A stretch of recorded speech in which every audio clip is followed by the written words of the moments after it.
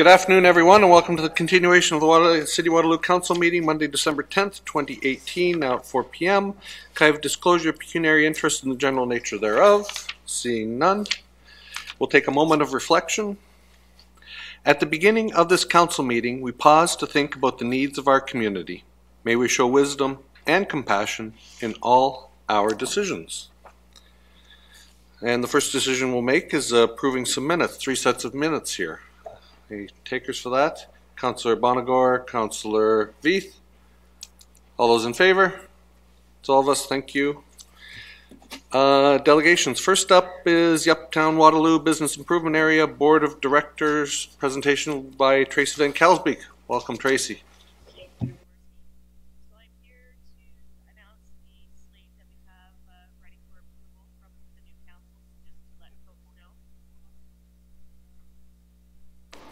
My voice wasn't loud enough before. Sorry about that, Mayor. So I'm here to announce the slate for the new board of our board of directors slate for the Uptown Waterloo Business Improvement Area. So just so folks know, and I think there's information in front of you, our board changes every 4 years at the same time that council changes.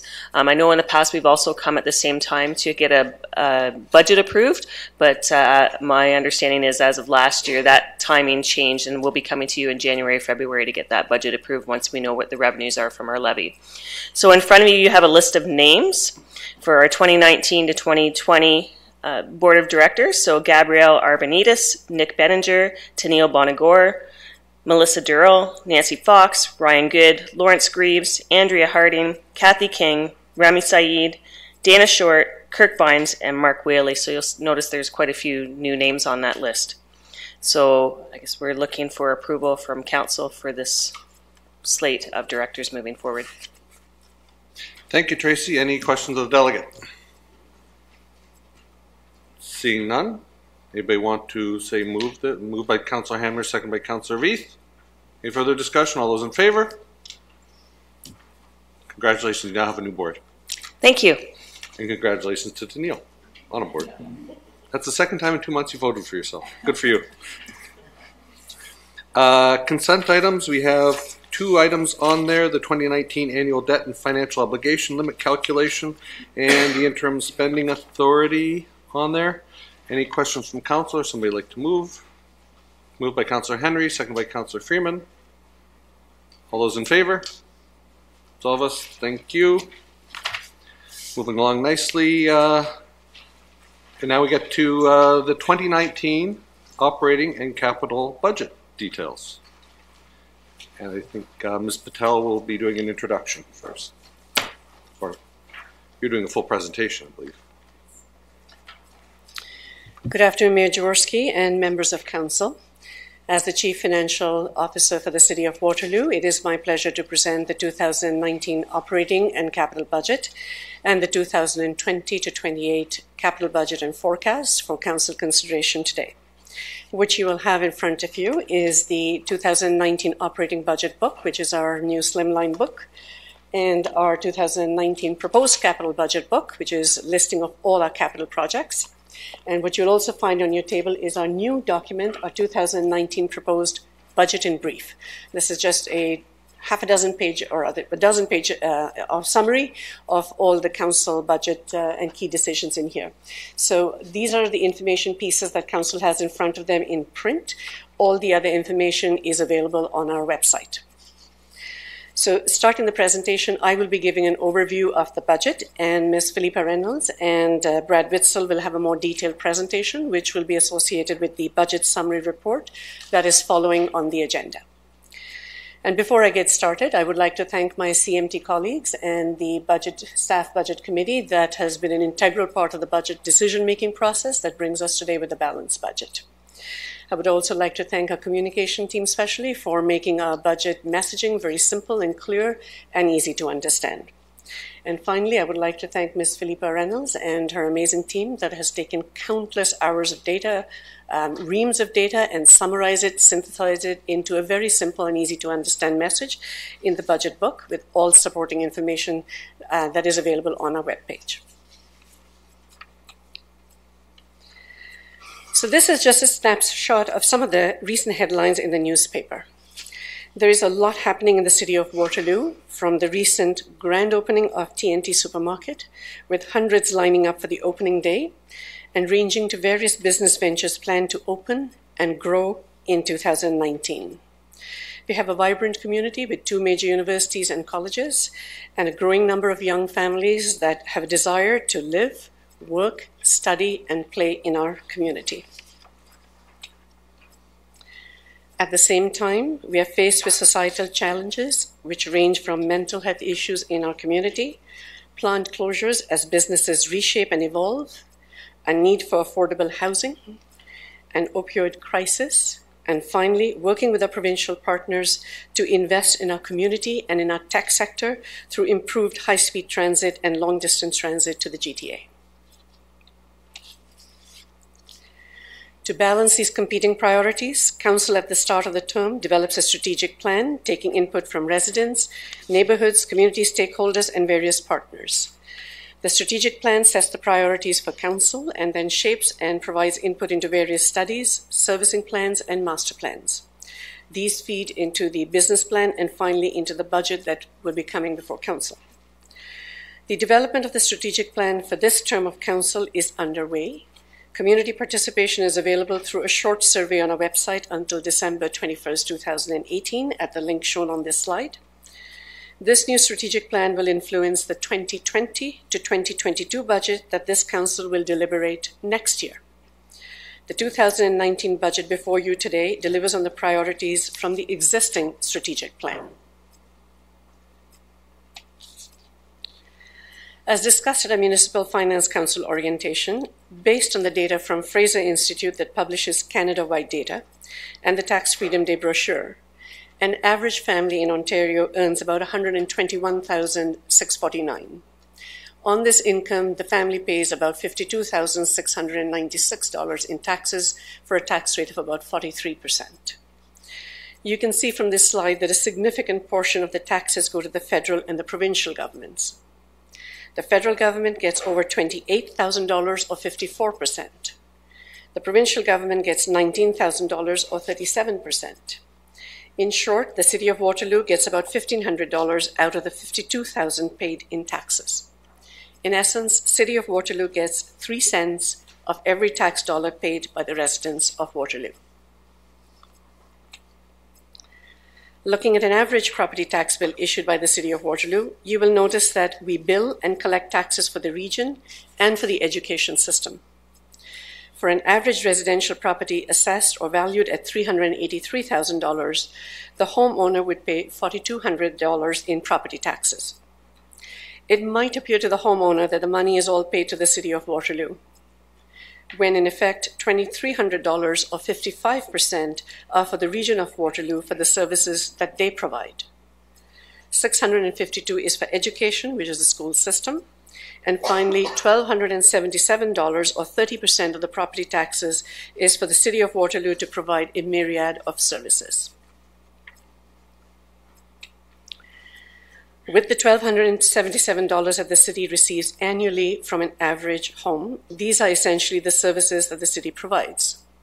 Looking holistically at a 2019 proposed tax budget totaling $74.8 million, it is comprised of the services listed on this chart. Fire rescue and municipal enforcement at $19.3 million, Parks, Recreation, Community and Culture at $13.6 million, Transportation and Development at $8.8 million, Facility Design and Management at $7.9 million, Waterloo Public Library at $5.6 million, and importantly, a regular transfer to capital reserves to fund our infrastructure rehabilitation and growth at $12.5 million. Some of our services are fully funded through user fees that they generate and are called enterprises. This slide shows our enterprise operations, with the most significant one being our city utilities, with a gross budget of $66.6 million. More information about all our services is in the business plan document provided to you today. Putting the tax-funded and the enterprise budgets together, our gross city budget as a city for 2019 is $191.9 million. As indicated in the slide, our revenue sources are property tax funding 40% of our budget, enterprise revenue funding an equal amount almost at 41%, and finally user fees and other revenues funding $39.1 million of our budget. The funding outline pays for all our tax-based services totaling $74.8 million, including a contribution to reserves, as I mentioned earlier, for capital infrastructure rehabilitation, and the enterprise services total $78.1 million. Our 2019 budget before Council today invests in the priorities outlined in our strategic plan. The operating budget invests $4.2 million towards these priorities, and the capital budget projects align with our priorities for the amount of $105 million. Details of all these initiatives are in the budget book, and for the capital budget, it would be on our webpage. In developing the 2019 operating and capital budget, our staff team focused on the following 4 goals to balance the budget: deliver services effectively and efficiently, maintain infrastructure, invest in the future, and sustainability. To summarize the budget before Council today, staff are proposing the following: to maintain our existing services, an increase of 1.1%. To address the impact of the capital budget on our operating expenses, an increase of 0.5%, for the combined increase of 1.6% for these 2 categories. Our financial policy states that the tax increase for these 2 categories be guided by the rolling average CPIX increase as at August of the year. As you will see from this slide, the rolling average as at August was 1.3%, though the actual CPIX increase at August month end was 1.7%, so we are very much in that range. Moving forward, as of October, the last data available, the rolling average CPIX is 1.4%. The actual CPIX for October is 1.6%. These indices are all backward-looking numbers and hence are not necessarily a guideline for inflation to expect in the future, but are certainly parameters for consideration. The balance of the increase on the slide is for service level changes coming in at 0.3%, resulting in a proposed tax increase for Council consideration of 1.9% increase. The tax increase of 1.9% across all city services represents an investment of 0.79% in transfer to capital reserves to address existing infrastructure needs and growth, 0.79% in parks, recreation, community, and culture, 0.27% in transportation and development services, 0.18% in library services, 0.18% in fire rescue services and municipal enforcement, all of these being front-facing services. A small increase for facility design and management, and a reduction in taxes relating to corporate administration and various revenue lines in that category. Checking into a history of tax increases, and this is a bit complicated.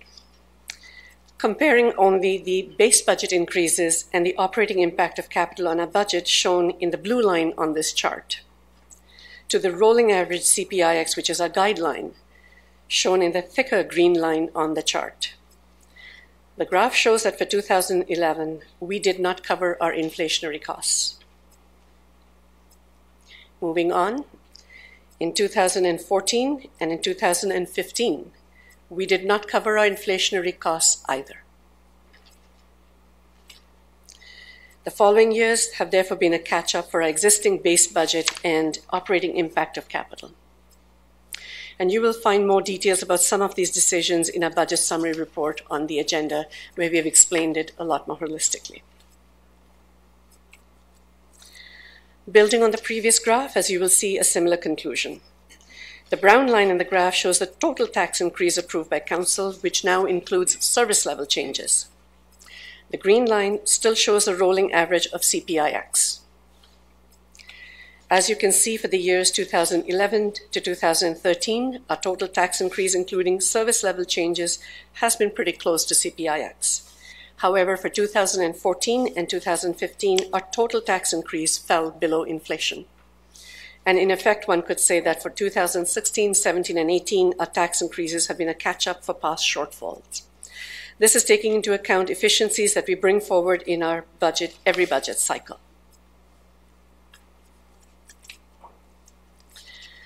Looking at the various inflationary indices that the City of Waterloo is faced with, these are the trends leading up to October 2018. CPIX is at 1.6%. CPI, which is also a fair portion of our costs on the tax side, is at 2.4%. Construction Price Index, which is the inflationary index on our capital projects, is at 5.18%. These are parameters for council consideration during budget deliberation. As an FYI, TD Canada Economic Outlook for Ontario indicates an expected CPI increase of about 2.2% for 2019 and 2.1% for 2020.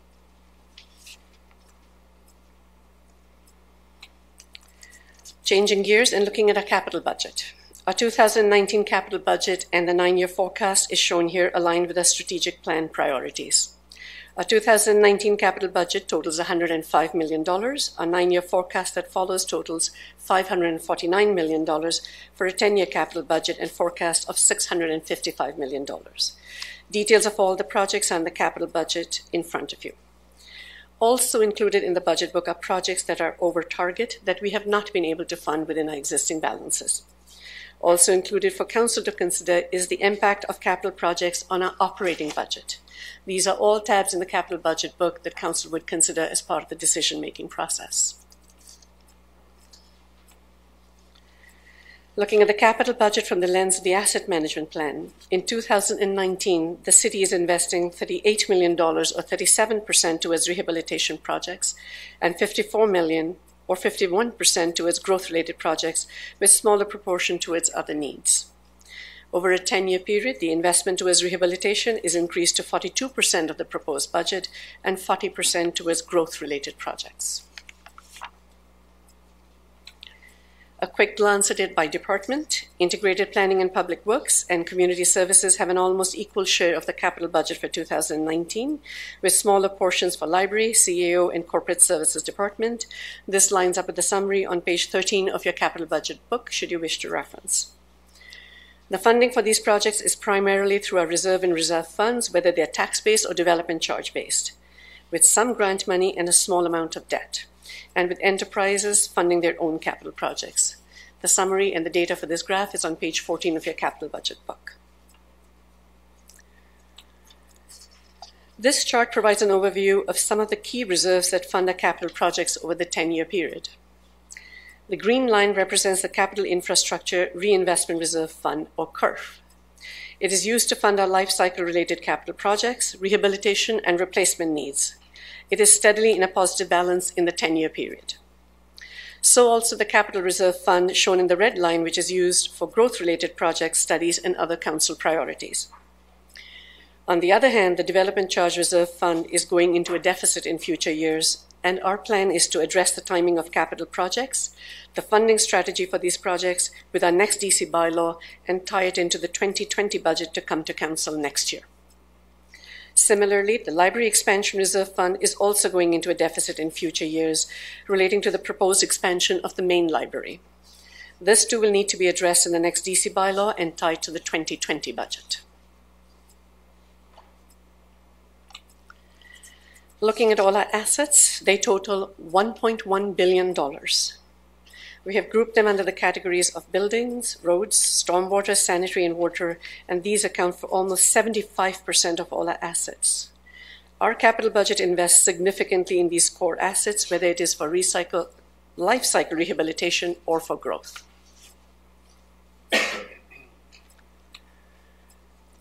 This is a slide you may recall from the presentation that we made on municipal finance orientation just last week. This is a slide from AMO for a study that they had done a few years ago.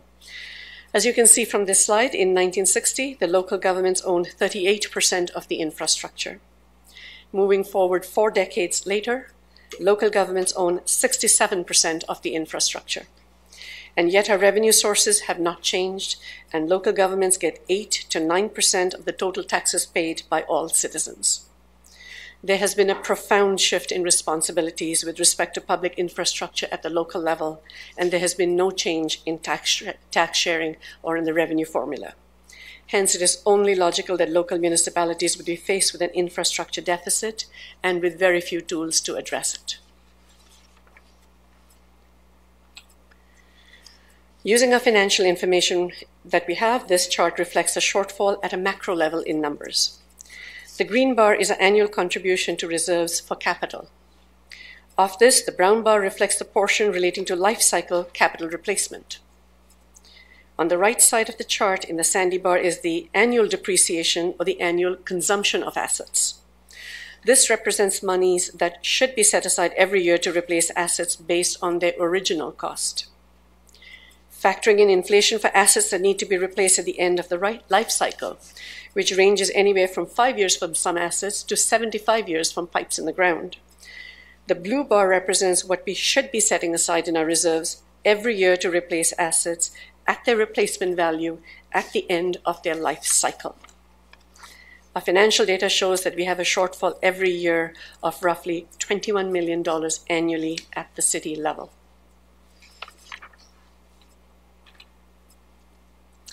So what have we done to date to address this?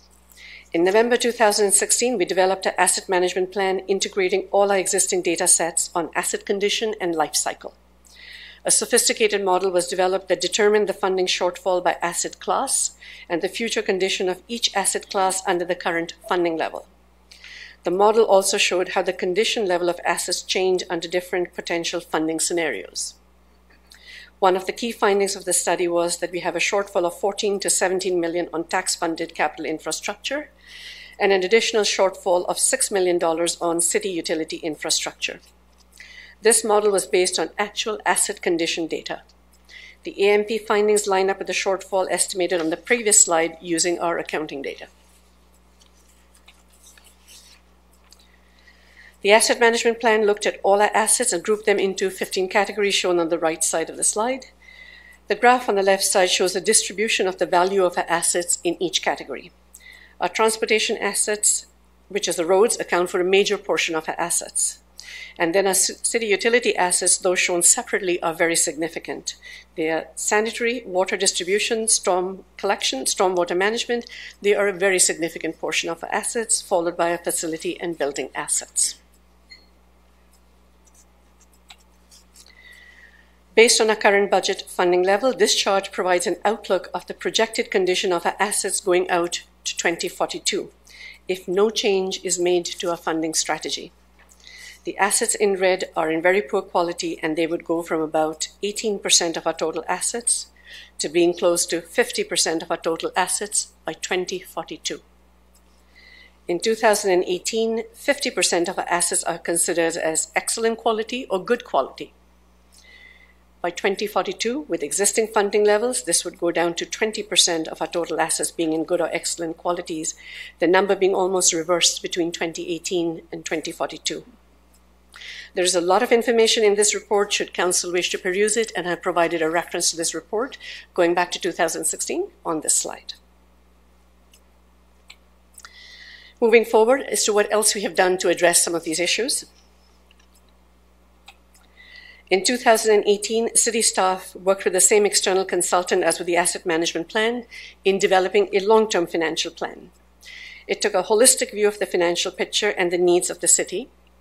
We developed a 25-year outlook in the financial model, and we integrated the data from the asset management plan into this long-term financial plan model.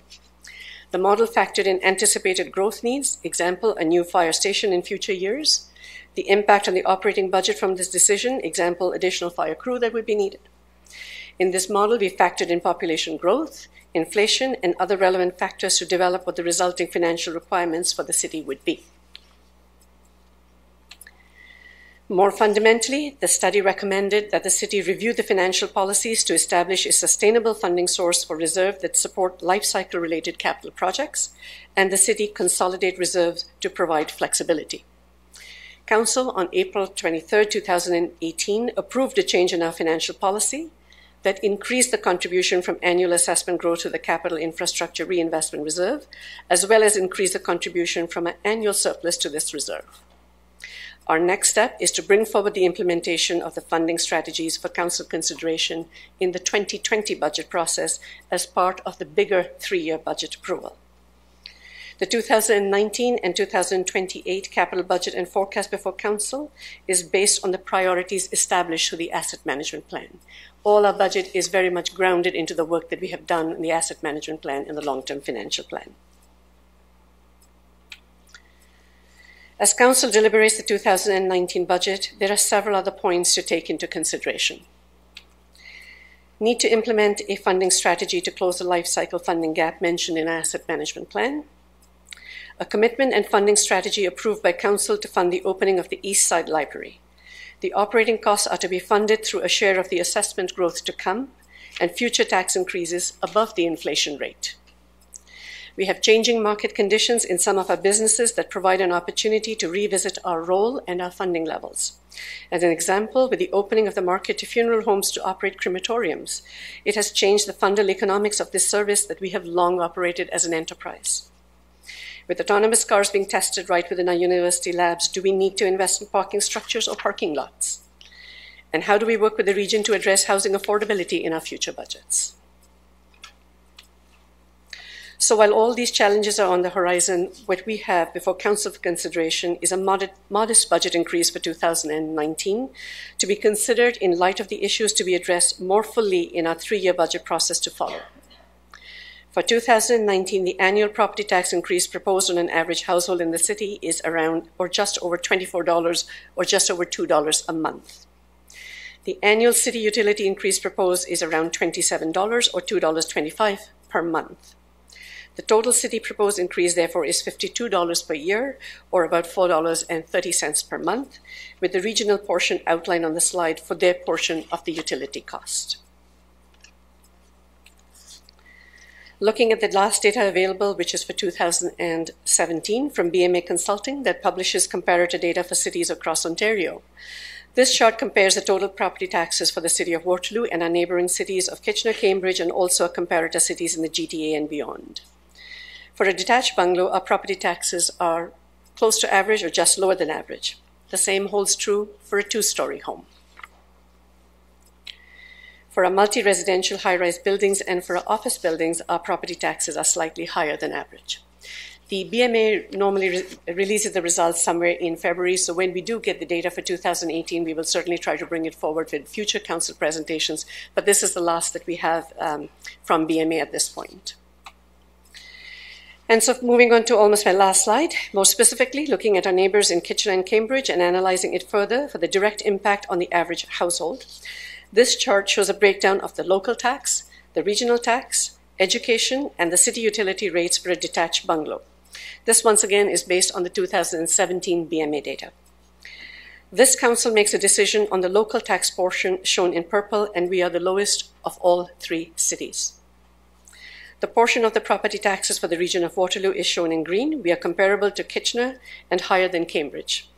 This is the share based on legislation and on the proportionate assessed value of all properties in each city. The education portion is fairly comparable in grey. And the final piece is the utility and stormwater portion shown in 2 shades of blue. We have a lower rate than both our neighbours. So in the final analysis, the average homeowner for a detached bungalow would pay less in the City of Waterloo than in Kitchener and Cambridge. This is a result of operations in a culture of continuous improvement and efficiencies and based on considered decisions made by councils in past terms. And with this, I wrap up my presentation and I'm open to any questions that you may have. Thank you very much, Ms. Patel. Questions on Finance Chair. First up, Councillor Freeman. Finance Chair. It could be, through Mayor Jaworski, it could be that this will better unpack over the coming presentations and so on. I'm really trying to better understand the DCs and the big drop. So is this what normally happens before we go through a DC bylaw process and then we decide what's in the bylaw and then that will fund that? Because I'm trying to just, that's a lot of money. It is a lot of money, and it is based on timing that we expect certain developments to occur. So this is very specific to certain project in Mr. Cam Rapp's area, and I think at this point in time they're looking at whether the timing of that project is realistic. So if that could be spread out over a different number of years, it might not go into a deficit. It is certainly possible that we would initiate certain work on the project, but it's very specific to projects. So I cannot say holistically always that we would always go into a deficit, but there is a possibility of having some deficits as we build services ahead of getting all the monies in. I would always turn to Mr. Rapp if you would like to add anything else. I apologize through the chair. Councillor Freeman, if you could just reiterate your point, just to make sure I give an accurate answer. Through you, Mayor Jaworski, to Mr. Rapp. My question just deals with that big decline in development charges. And I'm just trying to understand if this is a 2019 thing, and if we're going to go back and update the DC's bylaw, whether we'd see a change in that graph. I also wonder whether library is included in that overall DC deficit, or it's a separate DC. Certainly, I can answer the first part of that for certain. We have seen a slight decrease in the development charges just this last year, but overall, in history, each of our 5-year development charge bylaws has been pretty accurate overall. The split between residential, commercial, we've been off a little bit. But for the hard service component, it is important for us to advance the projects because that's what allows development to occur. So as I did pick up on what Ms. Patel was saying, is that it's not uncommon for us to go into a deficit as we're advancing infrastructure projects, even since 1989 when we developed the first bylaw. And then we're in a better position to respond to the industry because our processes do take a little bit longer than theirs, and we want to be ready when they are. That being said, we do monitor the DC quarterly, and we take a look to see if we should modify any of our capital programs. So we do check that frequently. But as I noted, I don't want to sound long-winded, it's not unusual at all for the hard service component to go into a deficit temporarily. I'd be really interested to kind of see then a longer forecast so I can see the other times that we've gone into debt and how that's played out, because I just kind of feel like I don't have a lens for that, so that would be awesome. I can just add too, if I can, that at times with some of the development charge bylaws, excuse me, we've actually brought forward a plan where we would entertain debt because the income level and the coming from the development industry was projected to be lower than what the needs would be. I don't think we ever actually did incur debt because the development levels, were there. But it is, as I was saying, we have considered even issuing debt to achieve some of those capital programs in the past. And to answer the balance of your questions, Councillor Freeman, when we're doing the development charge study, we are looking at the projected population growth over the next decade.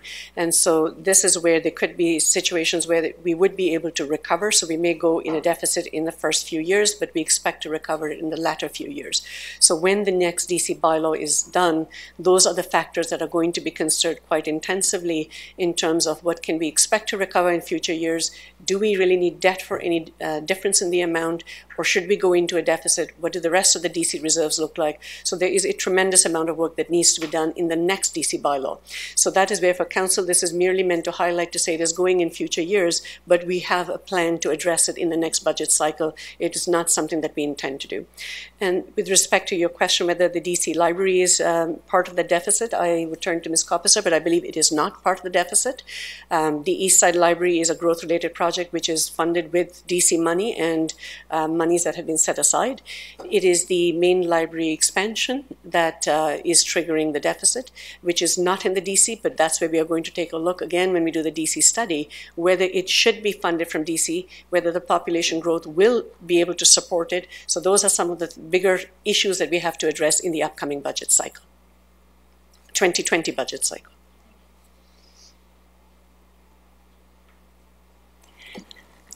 Through you, Mayor Jaworski, to Councillor Freeman. That is correct. Kashmir is correct. It was identified as a pressure on the library expansion reserve, so it isn't a part of the DC deficit that you're seeing there, but you will see it in the reserve report in the library expansion.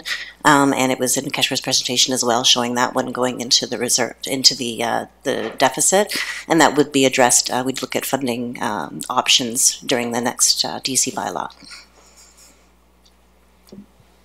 I'm sure you said this, but when do we go back and do the next DC bylaw?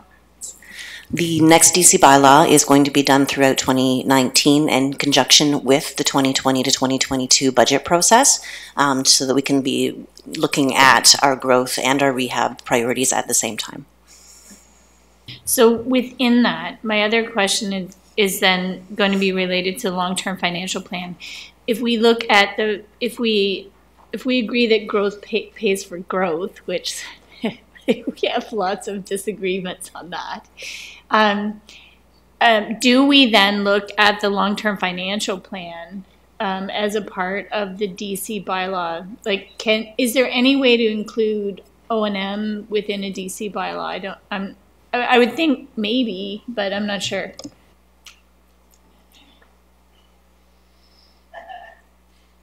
Sorry, someone has to step in for Bob. No, we do have the operating impact shown in the DC study. I think there's part of the DC bylaw that does look at the operating costs. And our long-term financial plan certainly does incorporate the operating impact of capital, as we call it. So yes, when we did our long-term financial plan earlier this year, we had looked at, as an example of what crosses my mind, is a new fire station that was being proposed. And we looked at the operating impact of what it would be to get in the new crew, which was the operating impact of it. So yes, we are trying to integrate the DC bylaw and the long-term financial plan and the asset management plan. So 2019 is pretty much going to be our heads buried in all the numbers and all of this information to try and meld it together to have a simple and comprehensive and cohesive document for Council to understand, and that's the intent. But at the same time, Councillor Freeman, when you look at the infrastructure deficit, going back to what the asset management plan had indicated, the $17 million deficit annually on the tax side and $6 million on the utility side, we have to look at strategies to address that in the first place. And so anything that we do with respect to growth and the operating impact is again going to cause some ripple effect on the tax side, which assessment growth may or may not absorb. So those are going to be difficult choices that Council will be making in 2020 in terms of what are the priorities and what do we fund and where is that magic number or whatever that Council is comfortable with in terms of setting the tax increase. Thank you. Further questions, Councillor Vasic? Through you, Mayor. Thank you so much for that presentation. My question is around the last slide. There's a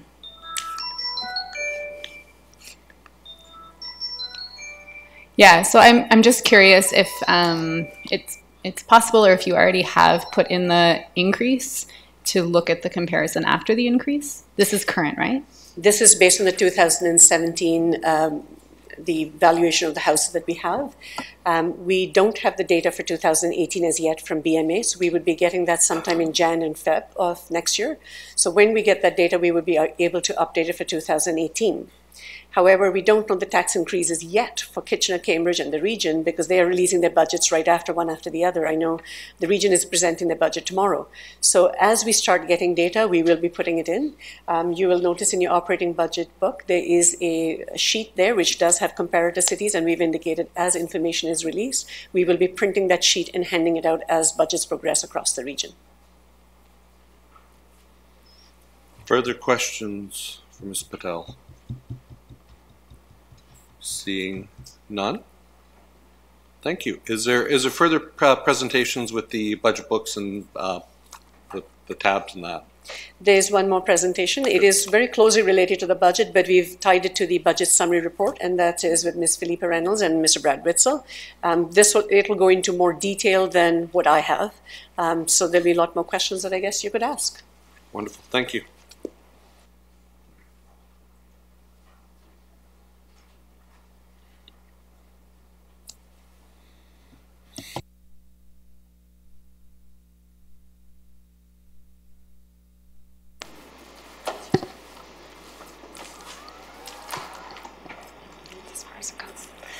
Okay, thank you. Good afternoon. Council, staff, members of the public. My name is Philippa Reynolds, and I, along with my colleague here, Brad Witzel, will be presenting more details on the proposed budget before you. First, we'd like to explain a little bit about our internal deliberation process. So we have a budget committee that is comprised of the members of CMT, as well as 1 to 2 directors for each department, myself and Brad. And we meet throughout the year to do a variety of things. And so basically the role of the committee is to set the budget strategy, to set directives and targets, to review our policies and consider policy development, and prioritize the budget requests for recommendation for council from the departments, and create a public engagement plan. And so you can see the chart off to the side. The budget committee is the middle box, and there's interaction throughout the year with the other areas of the organization, OLT and management and staff, to develop the budget and then essentially propose it to council, which is where we are today. The budget strategy that was developed by the committee was a balanced approach, and this was based on what Ms. Patel had talked about earlier.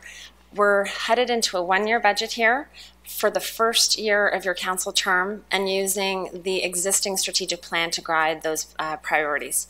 And so the intention was to have modest increases to close the gap on maintaining our service level and addressing our operating impacts of capital and growth, and very few in the area of service level increases at this point in time. And it was really with this lens that the budget was developed. So a quick look ahead, and I think some of these things were just discussed in the Q&A. But of course, as you all know, that vision is really about taking a leap to see the bigger picture. And so that is what's going to happen as part of your strategic planning in this upcoming year for setting the priorities for the rest of the term. That, coupled with new business plans for the 3 years, the development charges background study and bylaw that we just talked about that is also going to be developed in 2019, and an update to our long-term financial plan assumptions based on all of these things happening at once are really going to be those key inputs to our 3-year budget. And so that will be a much more comprehensive view of budget that will be coming up in a year's time for your consideration. Before I continue on, I really would like to take a moment to thank some very important people throughout this process. So bear with me. It's like receiving an Oscar here or something, but music will be playing. You're going to take me off. But I really would like to extend a very big thank you to so many people who have been involved in many, many, many months of planning and deliberations so that this could come to council for decision making. We hope it's information that is helpful to you in your decisions. So the financial planning team, they're all sitting here in the front row and at the staff desk. Brad Witzel, our budget coordinator, who really ensured that the financial planning staff, along with all of the other members of the organization, were in sync at all times. Julie Coppicer, who led our capital budget process and essentially really coordinated everything within this book and online, so thank you to Julie. Angela Schneider, who is responsible for maintaining our operating budget software to make sure it's accurate and we get the information we need to publish all these reports for you, as well as coordinating our fees and charges. Susan Bolt, who is responsible for modeling our cemeteries and supporting inventory, environment and parks and transportation. So thank you to Susan. Kim Rager, who developed our budget in brief, our first budget in brief that Keshra spoke to earlier, and we're going to talk about that a little bit more. But she really led this process this year, and so we're very grateful to her for that, as well as the rental housing modeling is where Kim was involved. Dean is responsible for all of our salaried budget information. That's quite complex, and so we really thank Dean for staying on top of that. And Michael Puglisi, who is our development charges lead, as well as he will be presenting the water, wastewater and stormwater rate changes to you this afternoon, along with Todd Chapman. I'd also like to thank Heather, who has been supporting all of us for many months in so many different areas. As well, I'd like to thank Communications, Tony, Janice Marius, and Janice Works for all their design work on all these lovely documents that we hope are well received and easy to read. They helped with word crafting. They coordinated the budget, the business plan process. Sorry, I had too many B's around business, budget, as well as the budget survey. So thank you very much to the significant role that Communications has played. To our legislative staff, Julie and Sam, Lissy, and Olga, who are always helping us with the agendas and being organized for council, to OLT, to their managers and all of their staff for all of their expertise. They're the ones who fed all of the data in and really explained what the needs were. And so without that, we really couldn't present a budget. And finally, a big thank you to Keshwar Patel and the Budget Committee for their clear strategy and direction, which is really what we needed in order to be able to deliberate all these past months to get to this point. So thank you. I've probably missed someone, but I really did want to make sure that everyone knew that there's many, many people involved in this process. Okay, so these are key budget dates, starting off with today and ending with February 11th. So over the next couple of months, you've obviously just received your budget packages, so we don't expect that everyone's going to leave here today and understand everything about everything. And so this is why we have a couple of months for budget meetings and dialogue and conversations before the actual approval date on February 11th. So we will be talking more about the budget and what's before you so that you can walk away with some sense of what's happening, and then the future budget dates will hopefully crystallize that even further. Tomorrow, we launch our budget survey, and so this is happening until February 15th to align with the entire budget process, and it is on our new engagement platform that you can find here in the link. Our focus for this budget survey was really to talk about, to get an understanding from residents as far as the communications goes. Because this is a budget that is more limited in nature in terms of spending, we really wanted to focus our attention on whether the information we're providing to residents is useful. Are they finding it? Is it being promoted well? Essentially, is it effective? Have we missed the mark, and how? We've also included some service-related interest questions that could feed nicely into the strategic plan conversations that Council will be having as well. And our intention is that once we receive all of this feedback, we can report back to Council and then have all of that influence the three-year budget in a more meaningful way. So that is the plan for public engagement. We are promoting all of this through social media, our social media channels, as well as the Waterloo Chronicle. We've got several ads to ensure that people are aware that this survey is happening. So hopefully we get some traction. Just talking about January. So the business plans, which are in this book, are going to be presented formally to Council on 3 separate dates in January. And so really that is going to be the opportunity, another opportunity rather, that Council has to ask questions of the various directors, commissioners about their operating budget, their capital budget in more detail. We welcome members of the public to attend these meetings, either in person or virtually on our YouTube page. But essentially our business plans are a view of what the services are that we provide, how public engagement initiatives have helped direct those services, and really the funding that is needed in order to support those services. So it's a tie in between the operational nature of our business with the actual budget part of the equation, so that we can understand, so that you can understand how things are being funded. So we hope this will be a helpful document for you to read through and to understand in more detail in January when we present. Back to our milestones. On January 21st, the city utility rates are set for your review formally and approval. So today there's going to be a presentation and discussion, and Todd and Michael will be back in mid-January to look for your approval of those rates. February the 4th is when we will be coming back with Capital Review Day. So what this entails, and we'll talk about this in more detail, but is the classification between routine, what are considered routine projects, and non-routine.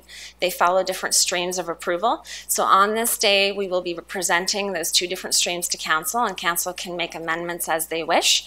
And that will then inform how those projects are approved in February and beyond. So Brad will be talking in more detail about that, but just so you understand what that February 4th date is. And then, of course, February 11th is the actual formal budget approval day. So back to today. You have many budget documents in front of you, although they are thinner than they've been in the past. But printed, we have the business plans, as I showed you just a minute ago, the budget in brief that I spoke about earlier, and so this is a sort of Reader's Digest, if you will, of the budget.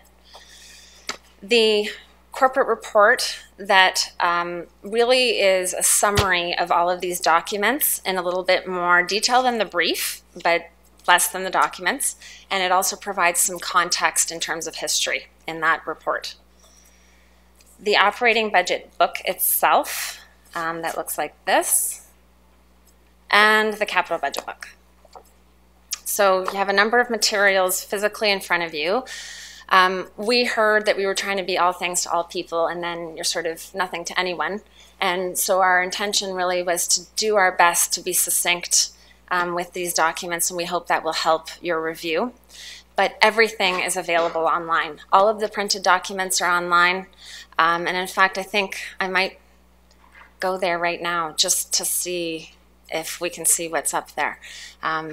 So here's our budget page. So if you see here, here's the link to the budget in brief. We start out with the succinct document there. And then if you scroll down, you'll see the operating budget book. And it then details a number of other pieces that I'm going to get to shortly. And the capital budget book as well, with supplementary information below that. We have a reference to our public engagement. Our presentations will be loaded here if anyone wants to see what those documents look like. And then we have all of the reports that are on your agenda today, as well as past reports from this past year that are related to budget, such as fee approvals that were done earlier and so on. So we hope that this will be a one-stop shop, that people can really find everything that they need, yourselves and residents included. Okay, so back we are here. I showed you that there was a litany of things under operating and capital. There are documents that are online only, and so in order to make the books as slim as they are, there's reference material that we've chosen to keep online but can absolutely be referenced. And so operating budget requests are online. These are generally about one-page description of each operating budget request. So it's pretty high level, but it gives you certainly some detail behind each one. The next set of papers is issue papers. These are detailed descriptions of some of the budget requests. So where we felt that the one page really wasn't enough to explain to council the essence of the request, we've done issue papers in more detail. And so there isn't one for every single request, but where we felt there was they were necessary, they are there. Menu papers. So these are alternate choices for council from staff's perspective. We'll cover this in a little bit more detail shortly. Discussion papers are emerging issues for our next budget. So this is just, information that is coming, but we wanted to touch on it because you're likely hearing it in the media and that sort of thing. Policies for reference. And then from a capital perspective, all of our capital project sheets are here. So for returning councillors, what you'll see that is a little new is we used to have a capital project sheet that was one page. It is now half a page, so it's really more succinct and it places more emphasis on the operating impacts of capital decisions. And then some supplementary information like we have, for example, capital by themes instead of strategic priority or by department. So that's everything online. So as I mentioned, the budget in brief, it's a great document. Our intention with this, our goal was that if a resident picks this up and peruses it, that hopefully they will have a good grasp of what this budget means. And that's really what our objective was. We're hoping that the budget survey will provide us with some feedback on whether this is effective, and if not, or if we can make improvements, hopefully that's something then we can integrate in our 3-year. So the report that you have before you today it's really to be received for information, has a lot of background information there, and we're covering a lot of it off between myself, Brad, and Keshwar. But I do encourage you, if you have the time, to read it cover to cover. No pressure. And there is a recommendation also in the report with regard to budget policies, and we think that perhaps there might be value in deferring that recommendation to January when you've had a little bit more time to understand what those changes are. Brad will be taking you through them this afternoon as well, after me. But we have no concerns certainly with deferring that to the January date. And my thinking is maybe January 21st, where it's FSP. And we can come back and receive your thoughts on that, on those policy changes at that time. So something to consider further later on in the discussion. Okay, so views. As I said, there's just so many ways to show information. And so what you're going to find when you read all of these documents is there's many, many different ways to present information, and it can be a little bit overwhelming. But hopefully you'll find the pieces that are most relevant to you for your decision making. So you can look at the total gross budget, as Ms. Patel had this slide in her presentation that shows all the sources of funding from an operating perspective and everywhere that it goes at a high level.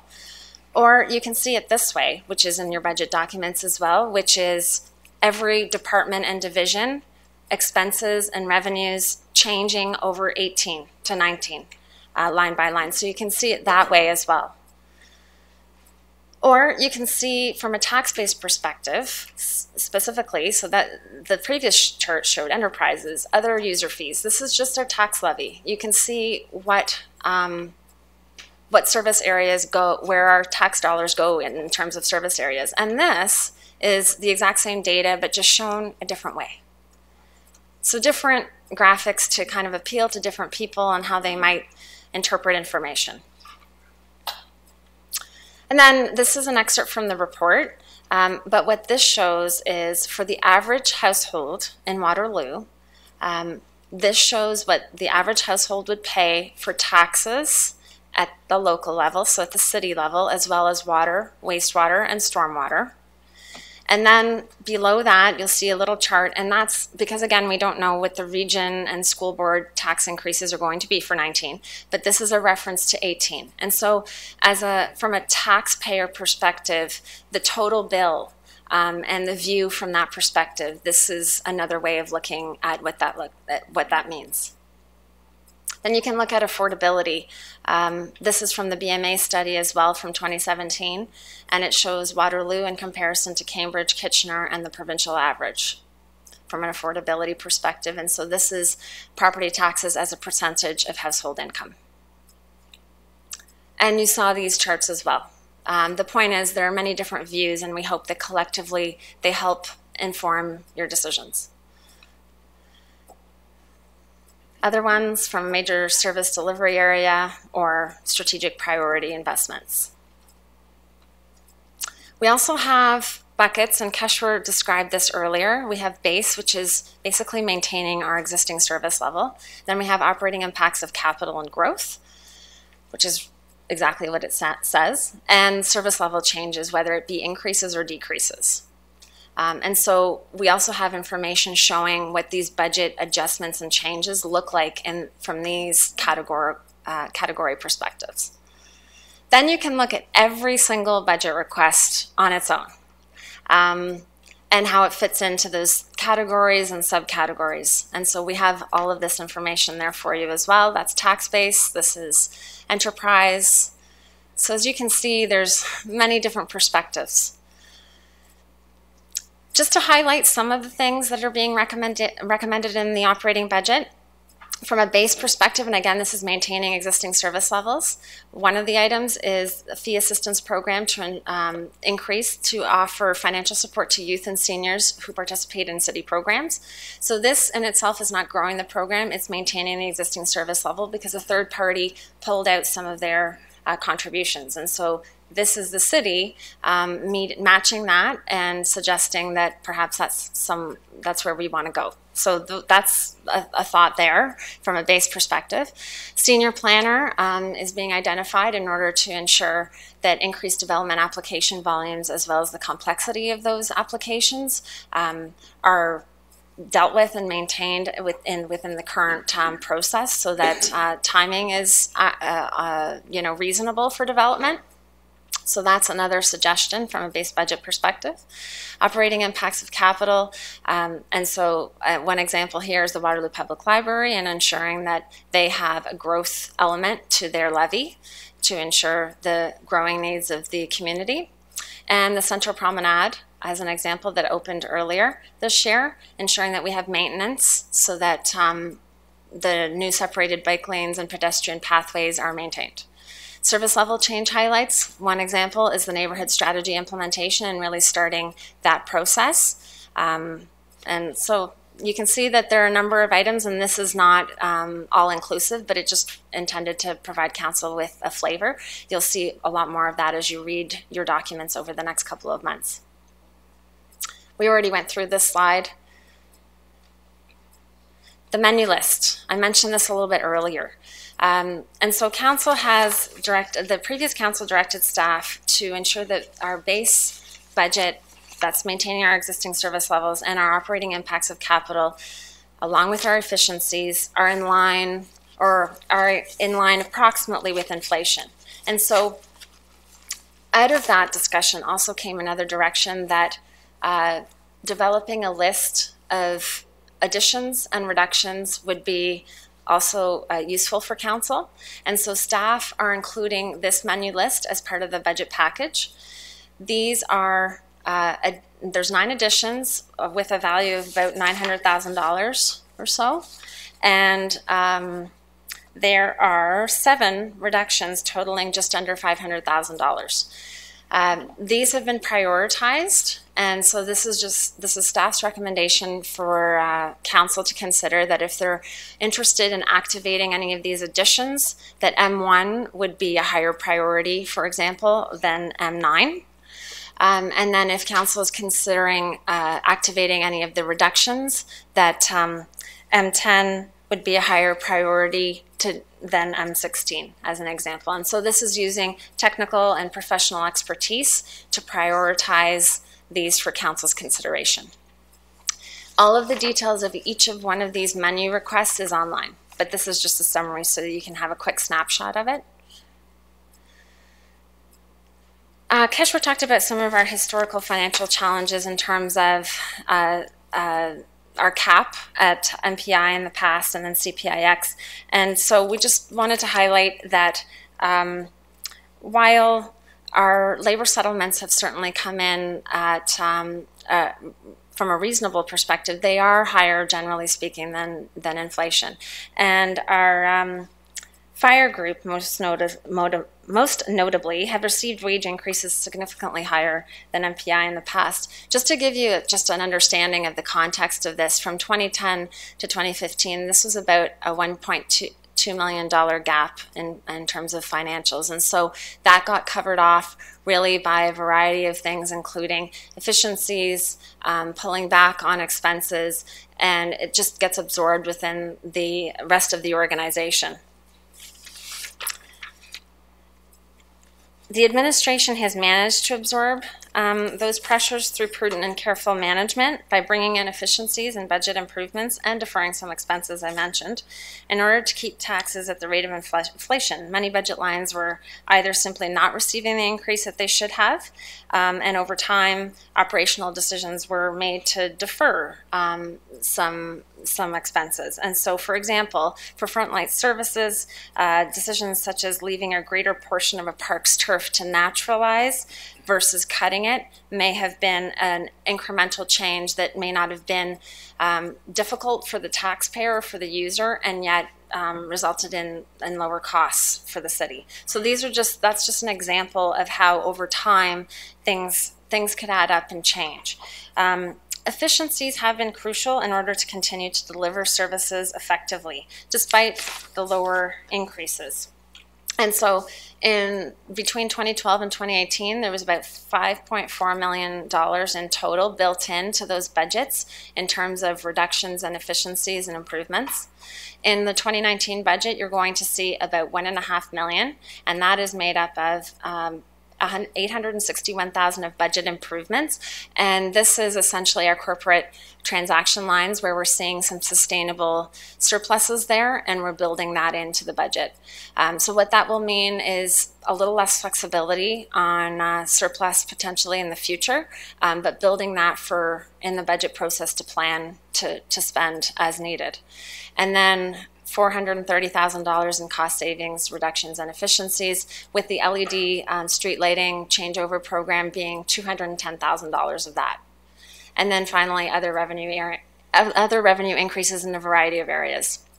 We also do things that are not tied to dollars specifically, but that are capacity building or cost avoidance.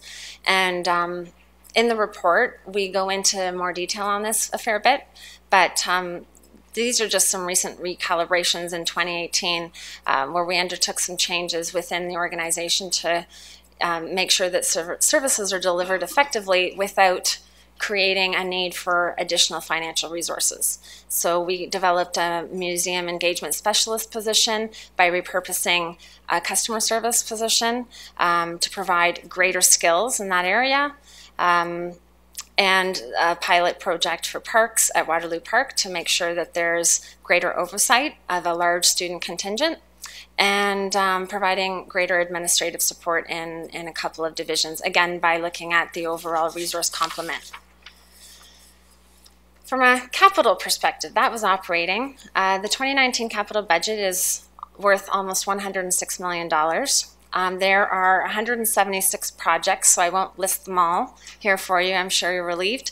But here are some key projects that will likely resonate with yourselves and your constituents. So the Waterloo Memorial Rec Complex addition and repurposing for $24.5 million in 2019. Road reconstruction and paving, a variety across the city, $15.8 million. Eastside Library, $3.7 million of a larger project, but that's the funding request in 19. Consolidated emergency dispatch in the region, $3 million. Repurposing of the Carnegie Library, and Northdale Parkland and public space redevelopment. But as I say, there are many, many more projects that are proposed within the budget for your review. Again, looking at so many different views of capital, I'm just going to go back to this for a second. This is showing the 1 year as well as 9 plus 10 altogether from the perspective of the strategic plan and how those dollars are being invested in those pillars. And this is the similar view, but in a more graphical nature. And then you've got expenditures by department. So you can see that integrated planning and public works and community services make up 80% of the capital budget. And where we're funded from. So you can see that reserves and reserve funds, whether it be development charges or tax-based reserves or enterprises, make up the large majority of our funding sources for capital. And so it's important that those are healthy and stable. This is capital projects by theme. There's 38 themes, I think. So you might want to look at it from this perspective as well. And routine and non-routine. So this we're going to talk about a little bit more so that you understand the approval process, especially for newer members of council, as to what this means. And by department and division. In your capital budget book, you'll have, similar to operating where you have every single operating request, you'll also see every single capital project request. And this is by department and division.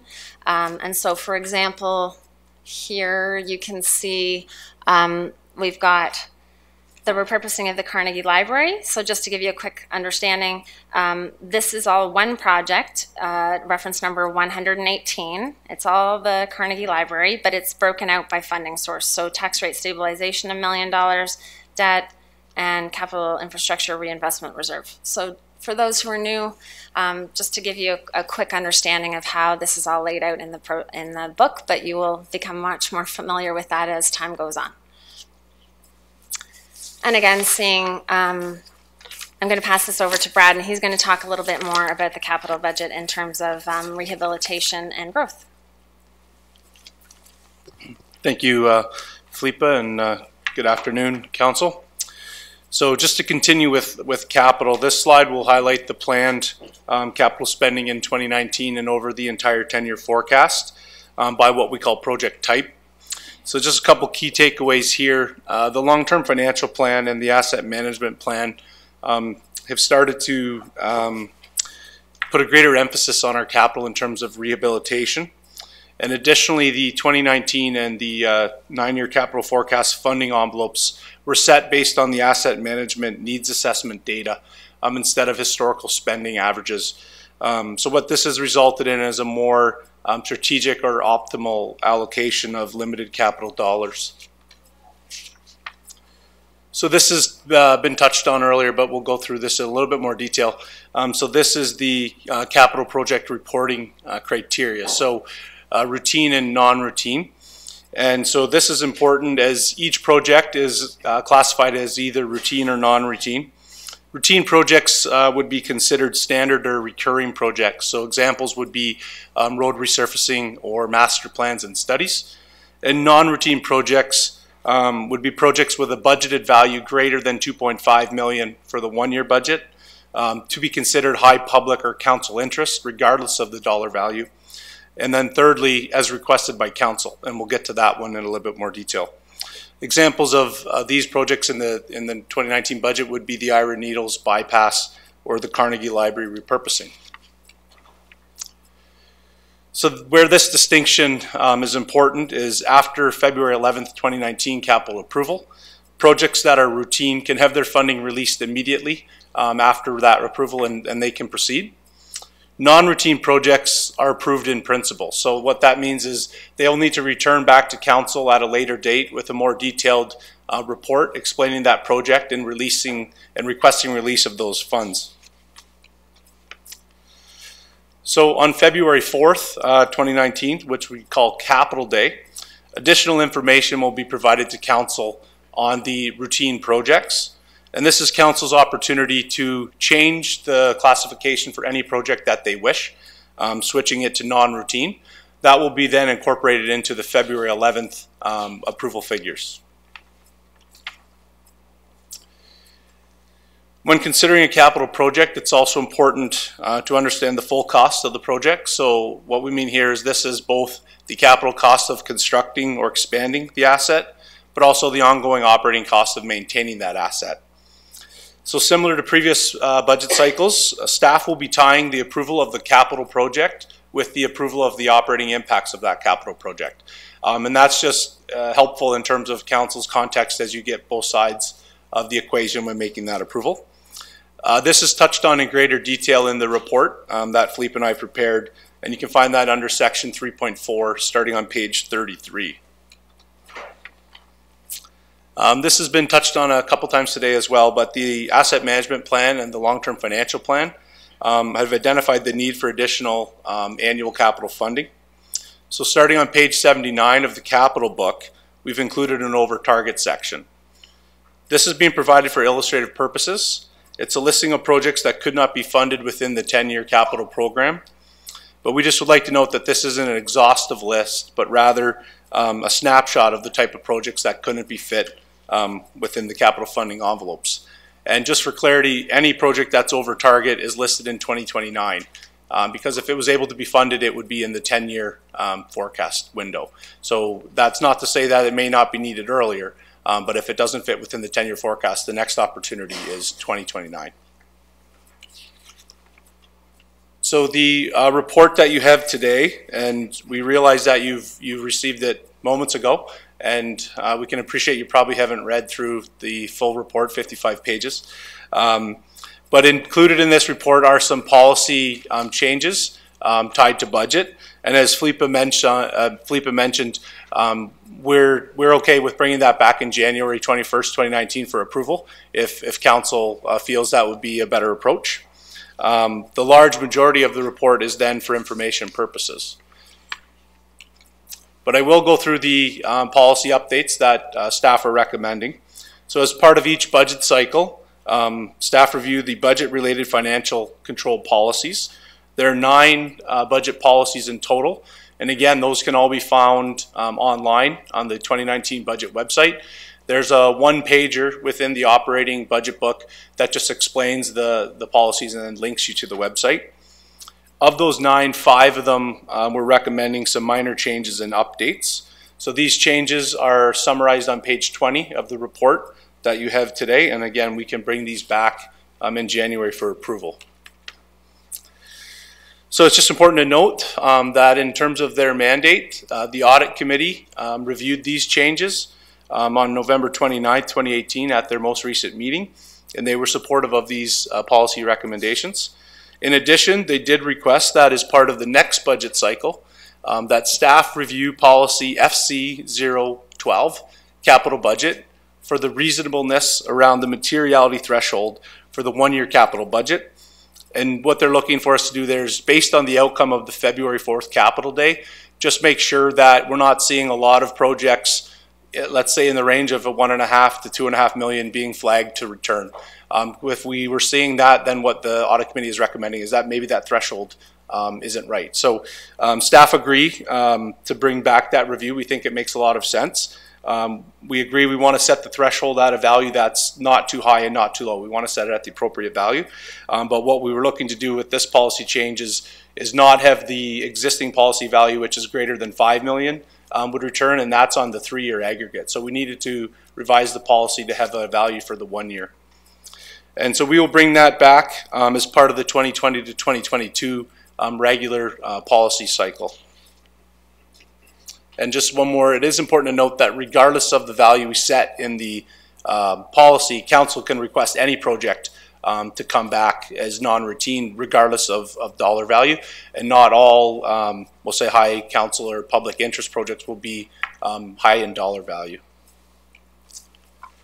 So with that context, just very quickly, policy FC09, debt management policy, has a couple of changes around definitions to the Capital Reserve Fund and the Capital Infrastructure Reinvestment Reserve Fund. Capital Infrastructure Reinvestment Reserve Fund is being added to the total capital charges to align with the long-term financial plan recommendations. That's made CORP the primary funding source for rehabilitation or rehab projects. And we are proposing to reword the debt limit number 2 definition just for clarity and ease of reading. Policy FC11, multi-year budget approval. So we're suggesting making some clarification to the policy around the duration in terms of the number of years that the Municipal Act permits for multi-year budgeting. The Municipal Act will actually permit up to a 5-year multi-year approval. But it's been our practice to date to only approve a 3-year multi-year budget in the 2nd, 3rd, and 4th year of council term. And that's been done just to not have the council approving a budget that goes into a future council cycle. But we just wanted to clarify that in the policy. Lastly, we're suggesting removing the dollar value tied to the 1% threshold, as just over time that value has become outdated. And to avoid having to update the policy every time that changes, we're just recommending leaving the policy at 1%. For policy FC12, which is the capital budget policy, so we're just looking to revise the definition of overhead to be consistent with other policies, and that will come up again later. The routine, non-routine approval thing, our section that we talked about earlier, has been updated. And we've removed project examples. So over time, an example of a project that might be high council interest becomes outdated as it's already been completed. So again, we're just suggesting removing examples. And the policy had various operating transfers to reserves listed. And again, to simplify the policy, we're suggesting changing that to operating transfers to reserves are done based on what's in the operating base budget or what council has approved. And through wording it that way, we'll capture the scenario of anything that's approved by council. Policy FC14, which is the new revenue policy, it's been updated to align with the assessment growth policy, which is FC13. And basically, as part of the long-term financial plan, council made a change to allocate 10% of assessment growth to CRF. That was previously 20. And they also approved increasing from 20 to 30% the allocation that goes to the capital infrastructure reinvestment reserve. And that was just done to put a greater emphasis on rehab. So this is updating that policy to align with that change. And then also some wording in the policy that just says, but refer to the assessment growth policy for the most recent allocation. We will try to make sure they're in line, but if they're not, the assessment growth policy would be the policy that you would refer to. And the next policy, this is the last one, is FC18. This is the capital overhead policy. Again, the definition of overhead itself is being revised to align with other policies. We've made some wording changes for what we hope is clarity around service delivery division versus project budget division. And then lastly, by focusing the definition on project implementation as around the policy, we're hoping that will make it a little bit simpler. So basically, any project that has a project implementation division from integrated planning and public works or facility design management services, whether they own the project or they're implementing it, they will be paying capital overhead. And that's what's been happening in the past. We've just tried to reword that for clarity. The overhead rates are not changing, so it's either 3% or 6%. It's just hopefully a little bit clearer in terms of if it's being implemented by IPPW or facility design management, they will be paying overhead. And that's the last policy slide. So at this point, Philippe and myself, Julie, will be available for any questions you have on the presentation, report, or any of the documents before you. Thank you. Wonderful. Thank you very much. First up is Councillor Henry. Thank you very much, Finance team, for the extensive presentation, and we do have some excellent holiday reading ahead of us. I'm sure if you're ever trying to get to sleep at night, I'm sure it'll be very helpful to be able to do that. Just one quick note on the report before I ask the question I have, and that's the Appendix A efficiencies list that you've prepared. I appreciate that you've done so. I know I've requested in the past that we make these more transparent and catalog them so that that we also help inculcate the practice of recognizing when we're doing that and being very thoughtful about doing that internal to City Hall. So I appreciate that that's being presented in some detail today. I think that's very helpful. The question I had, and Brad, I think you were the one that presented this section in terms of operating impact of capital. One of the innovations that we implemented in the last 3-year budget cycle was that when we were approving a capital project, we at the same time approved the operating impact of that project. You can't build it without actually running it, and it was important to link those. But this is a 1-year budget, and so for this $100 million worth of capital works, you've identified, $195 million, $195,000 of operating impacts here. There's no way that's all of the operating impacts of the $100 million program. Is there a place that that we would look to find that information in the budget book? So through you, Mayor Jaworski, to Chair Henry, that's a very accurate observation. So when we're operating within the 1-year budget, we're limited to only approvals within that 1 year. So you will see there's 4 operating impacts of capital, 2 of which are tied to projects that are being approved or proposed to be approved for 2019. The other 2 are for capital projects that have previously been approved that we need to now fund the operating impact. So those are going to be identified from the budget request. Around page 33 of the report, there's a section on operating impacts of capital, and that's where we present the impacts of the things that will be coming after 2019 in terms of the proposed 2019 capital investment. So you can see there's the much larger figure to come in the future years based on that 2019 capital. So the challenge we have is if when in a 3-year budget, it's a little bit easier to say build it in 2020 and then propose the operating funding in 2021 or 2022 within that 3-year approval window. But we're tied to, if it's going to be operationally to be funded in 2020, we'll need to defer that approval to the next budget cycle. And I see Ms. Patel has further information.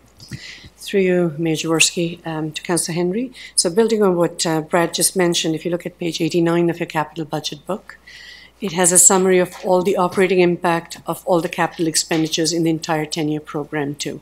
So it's absolutely a very relevant question in terms of future capital impact. So when Council is considering capital budgets, even in 19, it's helpful to understand what's on the horizon.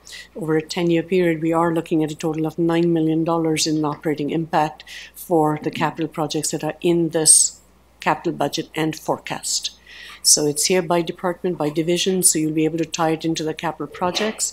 And we're always available to answer any questions that you may have. And I see Philippa. Sorry, just to also add to the ad.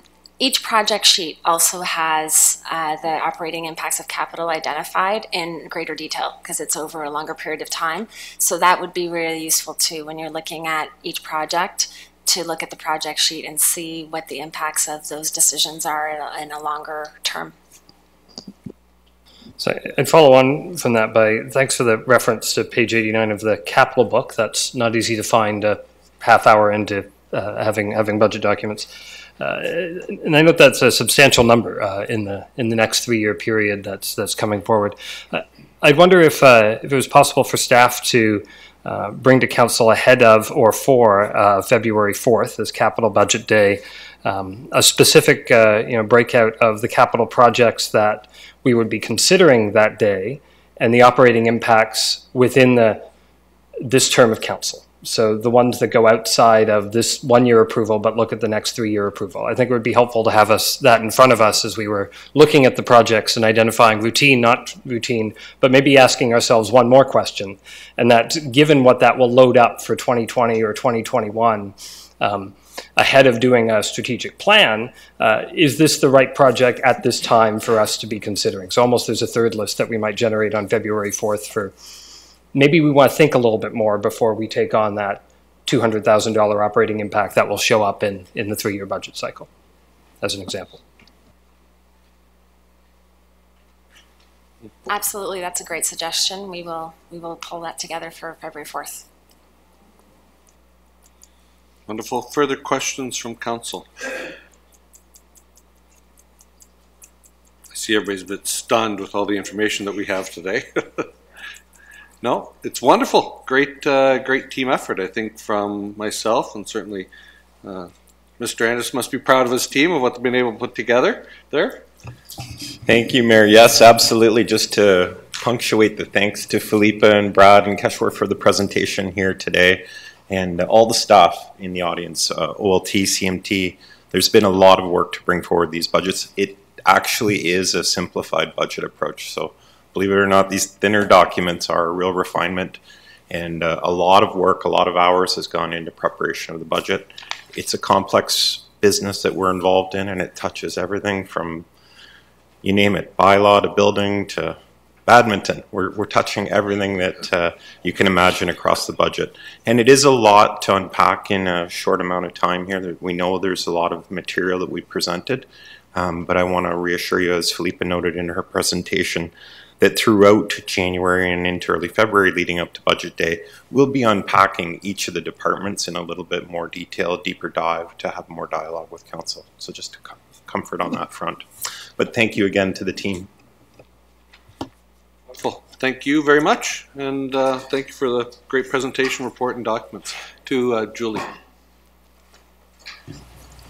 I believe there was a recommendation in the report, and you may want to receive it for information instead, but I think you should still receive the report. So I'd be happy to move, receiving recommendation 1, and instead of recommendation 2, that staff bring back the financial control budget policy updates for FSP January 21st for council's consideration. Thank you. Moved by Councillor Henry, seconded by Councillor Bonagor. Any discussion? All those in favor? All of us, thank you. Thank you, Julie. Thank you, Jeff. But why wait with some capital projects? We have a couple here. We're early approval of capital projects, report prepared by Julie. Thank you again, Julie.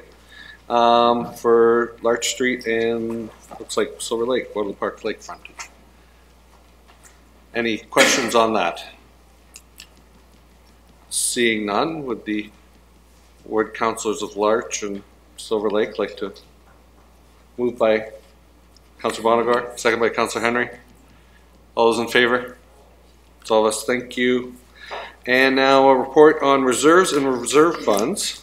An extensive report prepared by Julie. 100-page report, almost. Do people have any specific questions on the reserves and reserve funds? I'm sure there's lots of information there. Councillor Freeman. Sorry, I wanted to just make sure when I was reading through this that it covered all the conversation we'd had on reserves last year. So if memory serves me correct, we said no to rolling winter reserve into something. But the two capital reinvestment funds, it looks like we put them together. Is that right? Did we put? Sorry, I know I was looking at Ms. Patel, but I was just trying to, yeah. Through you, Mayor Jaworski, to Councillor Freeman. You're correct. We did originally recommend the winter control being consolidated into the general operating contingency reserve. Council chose not to do that. Therefore, winter control has remained separate. There is a general operating contingency reserve as well, which some of our other contingency reserves were consolidated into, but winter control has been left separate. And then we have our capital reserve fund, which is now focused on growth and new and studies. And then we have our capital infrastructure reinvestment reserve fund, which is now our rehabilitation reserve. And there were a number of other rehabilitation reserves that got consolidated into that piece. Thank you. Further questions? Councillor Bodley. Through you, Mayor Jaworski. Just a few questions on the recommendation to change the minimum on the CIRF.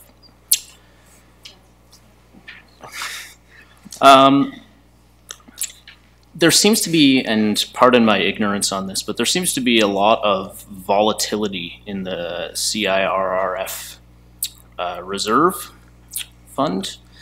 And I guess I'd like to understand why, but before I get into some of my other questions, why we are talking about changing the minimum requirement for that, given the volatility that you've seen over the last 5 years. Through you, Mayor Jaworski.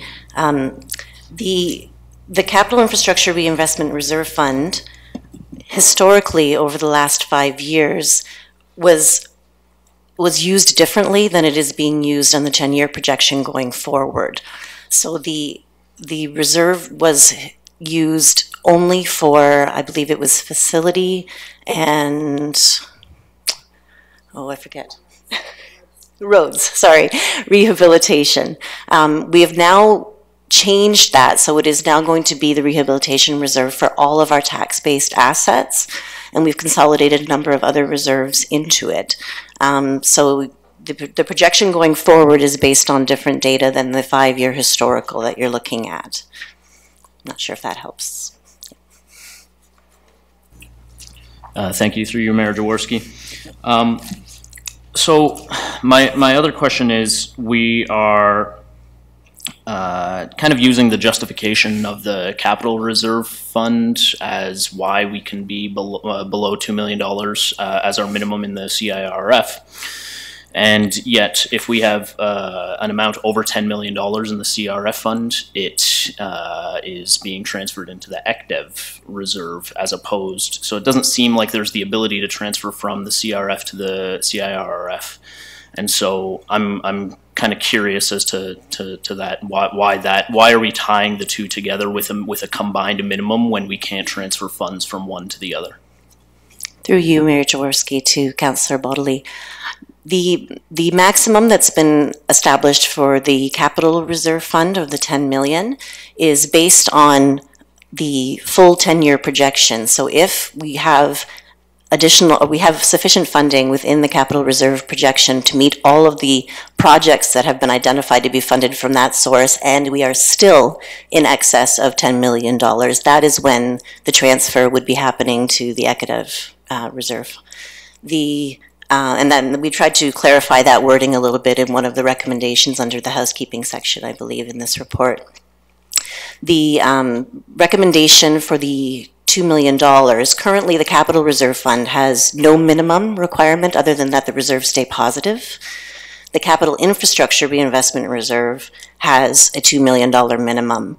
And what we were finding through the Budget Committee that was looking at the budget and deliberating was that this recommendation came forward to try and provide a little bit of flexibility should the need in one or the other be greater in one particular year, that we could allow the one to offset the other temporarily until the next funding is received in the next year. So that no actual transfer of dollars would be happening. The one reserve balance would just be considered with the other reserve balance until the next annual allocation came through.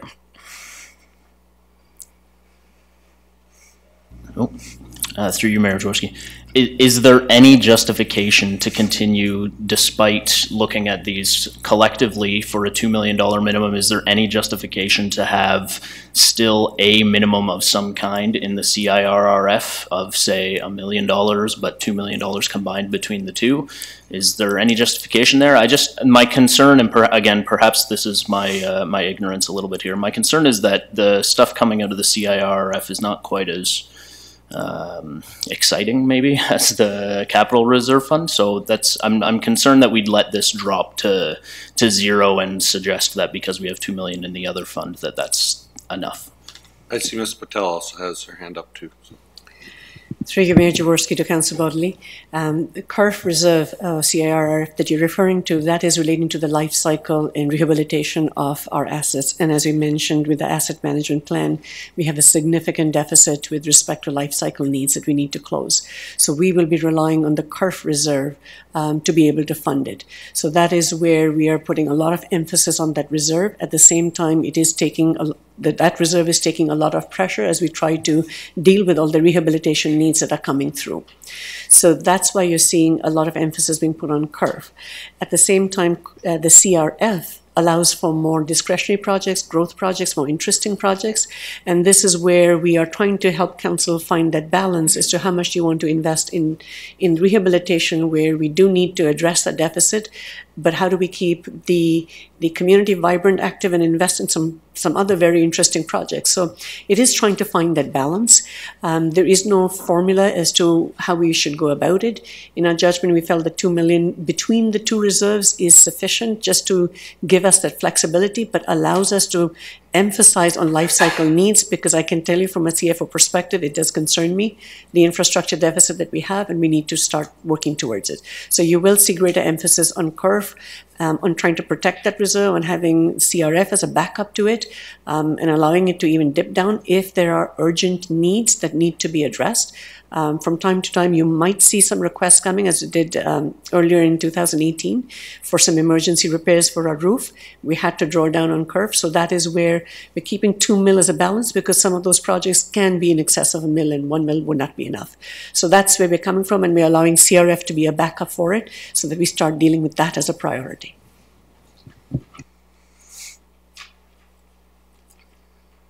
You have further questions? No? Okay. Further questions from council? Seeing none, I would entertain a mover. Moved with comment by Councillor Henry. Do you have a seconder? Yeah, Councillor Bronigar. Go ahead, Councillor Henry. So just as a brief note on the on item 5, which is in here, when the last council was considering the consolidation of the reserves, and as part of some of the conversations around the need for parkland across the city, we were talking about how we closed down the Northdale specific account because it had more money than it needed. And at my direction, council approved a recommendation to try to protect needs over the next 10 years. This is, in the staff report, a better way of doing that than I had thought we would find at the time. So I appreciate the protection that's in here. It's stronger than what was offered several months ago. So I thank staff for that. But I just thought I'd draw folks' attention that this satisfied my request of about 6 months ago. Wonderful. I'll call the question. All those in favor? To everybody. Thank you. Thank you, Julie. Next up, city utility rates 2019 proposed. A report prepared by Todd and Michael, and I think you're presenting, Todd. Thank you.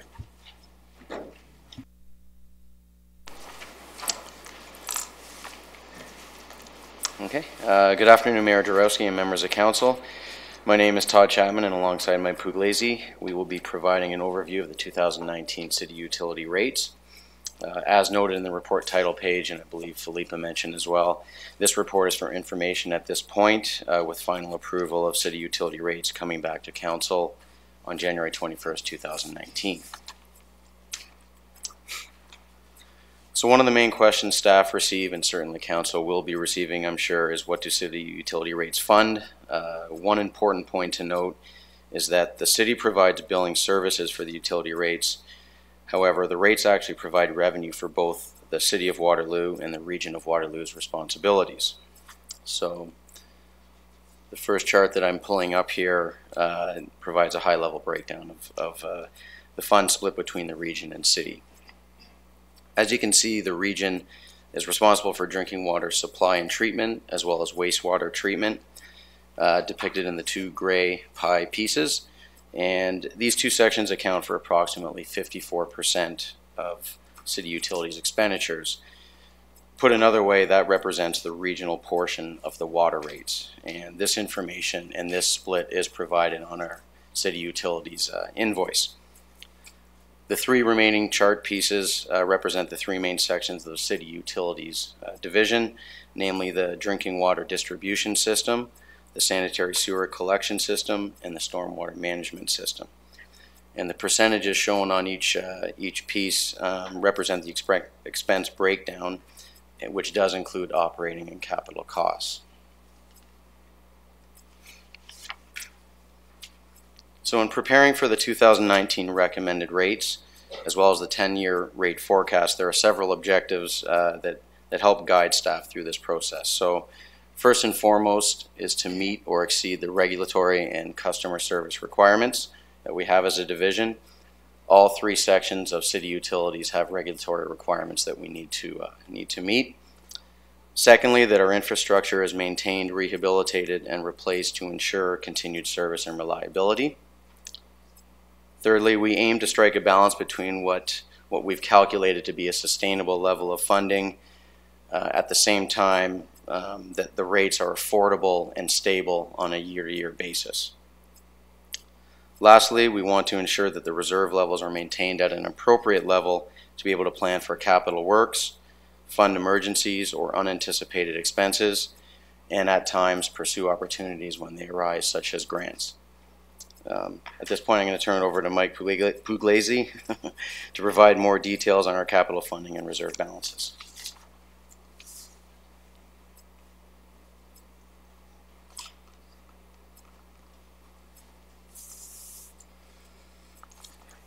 Thanks, Todd.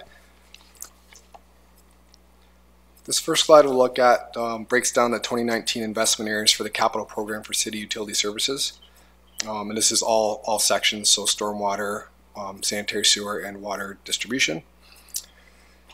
As you'll see from the chart, the majority of capital dollars, about 65%, are being spent on rehabilitation or replacement of our existing systems. As our systems age, this investment is critical for service delivery and reliability to our customers. And just to note, this is just for city utilities funding sources only, so water, sanitary sewer, and stormwater. It does not include development charge funding and other tax sources, just to make sure that we're on the same page. Some of the highlights for 2019 that you'll see also in the budget books that you received. Some of the main dollars that are being spent are from specific projects, as you can see from the chart.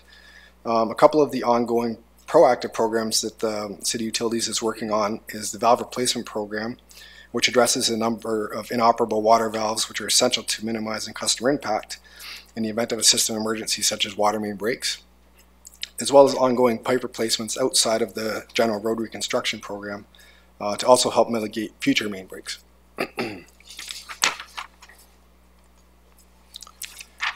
Table 3 from the report in the Appendix A outlines the 2019 annual city utilities cost increase of about $48 over 2018 amounts, or 4.7% for the average household. Now this average household assumes average consumption of 17 cubic meters of water per month in the stormwater medium category. The 4.7% total increase is split between the city of about 2.7%, or $27.39, and 2% to the region, or about $20.79. And these were figures provided previously earlier this afternoon as well. One other thing to note on this slide is that the region has approved changing the effective date of their wholesale rate increases beginning in 2019 onwards to a January 1st effective date versus a March 1st effective date previously. This impacts the city financially as the new higher rates are charged 2 months sooner. The overall impact to the city is on average about $230,000 a year for a total impact of about $700,000 over 10 years to the water business unit and about $1.6 million over 10 years to the sanitary sewer business unit. These additional costs have been factored into the city's financial model and 10-year rate forecast presented today in the report. So there's a significant cost with that date change. On a single year, it might seem immaterial, but over the 10 years, it does add up. But those have been factored into the rates and the forecast that you see in the report.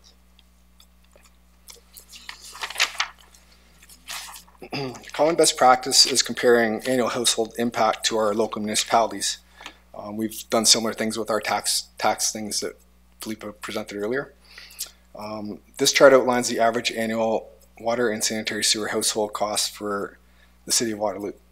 Just note this is just water and sanitary sewer costs, does not include the stormwater fees. I'll get to that one in a second.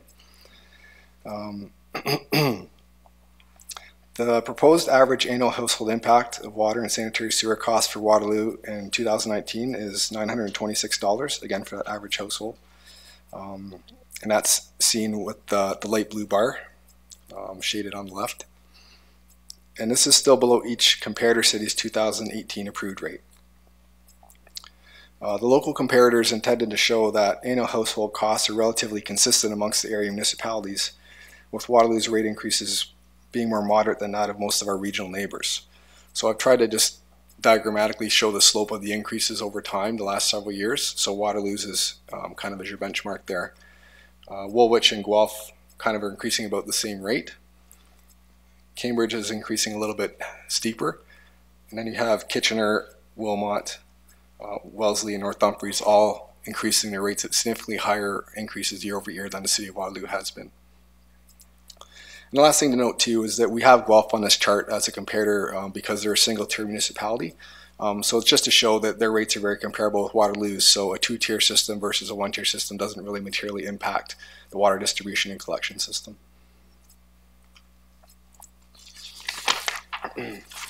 This next chart is the same data as on the previous slide, but the data is actually grouped by year versus by municipality. So we have 2014 onwards. I'd like to focus just on 2018 for a minute. As noted previously, Waterloo's rates are well below our comparators and our neighbors, and the red dashed line is actually Waterloo's 2019 proposed rate. And again, you'll notice that that's below every other municipality's 2018 rate.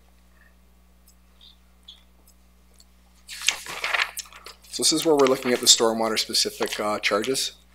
Similar to water and sanitary sewer, this chart outlines the average household impact using the residential medium tier, along with some of our other municipalities across Canada. It should be noted that direct comparisons for stormwater utilities are more difficult, as they are less defined and can vary widely across the country.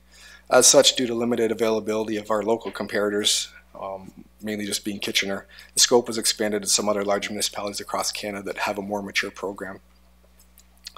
The proposed annual stormwater costs in Waterloo under the residential medium category, again the average household, is $143 for 2019. And again, this chart is intended to illustrate that as Waterloo continues the recommended shift towards a more sustainable stormwater funding level, that our annual stormwater household impacts are in line with other municipalities that have a more mature stormwater program. Some of the lower rates are for cities that are in the process of making this transition from tax-based funding sources to a cross-tax subsidized program. And you'll notice here that from 2014 to 2017, the City of Waterloo did have some pretty steep increases to bring that reserve for stormwater works to a more sustainable level. And then you'll note the past few years we've seen more moderate increases as was committed when the plan was approved back in 2011. These next few charts all now highlight some of the reserve levels for the various city utilities business units. Over the past few years, staff have attempted to provide some additional context regarding our current and projected combined reserve levels. Since 2016, we've been presenting our reserve levels compared to industry best practices for asset replacement and rate stabilization. Starting in 2019, as approved in the financial plan and rate design report approved by Council in 2016, separate reserves will be used to break out these two distinctions of rate stabilization and capital needs.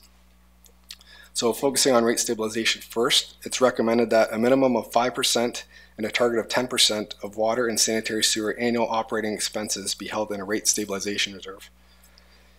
You'll see from the chart here that the sanitary sewer rate stabilization reserve is built up to the target level all in 2019 due to some operational surpluses recognized over the past couple of years, while the water rate stabilization reserve is forecast to be built up more gradually over time as budgets allow. You'll also note that the purple line is on here, but it's at a 0 level. So the purple line is the stormwater business unit, and there's no dedicated rate stabilization reserve within the stormwater operations. This was not part of the water and sanitary sewer financial plan.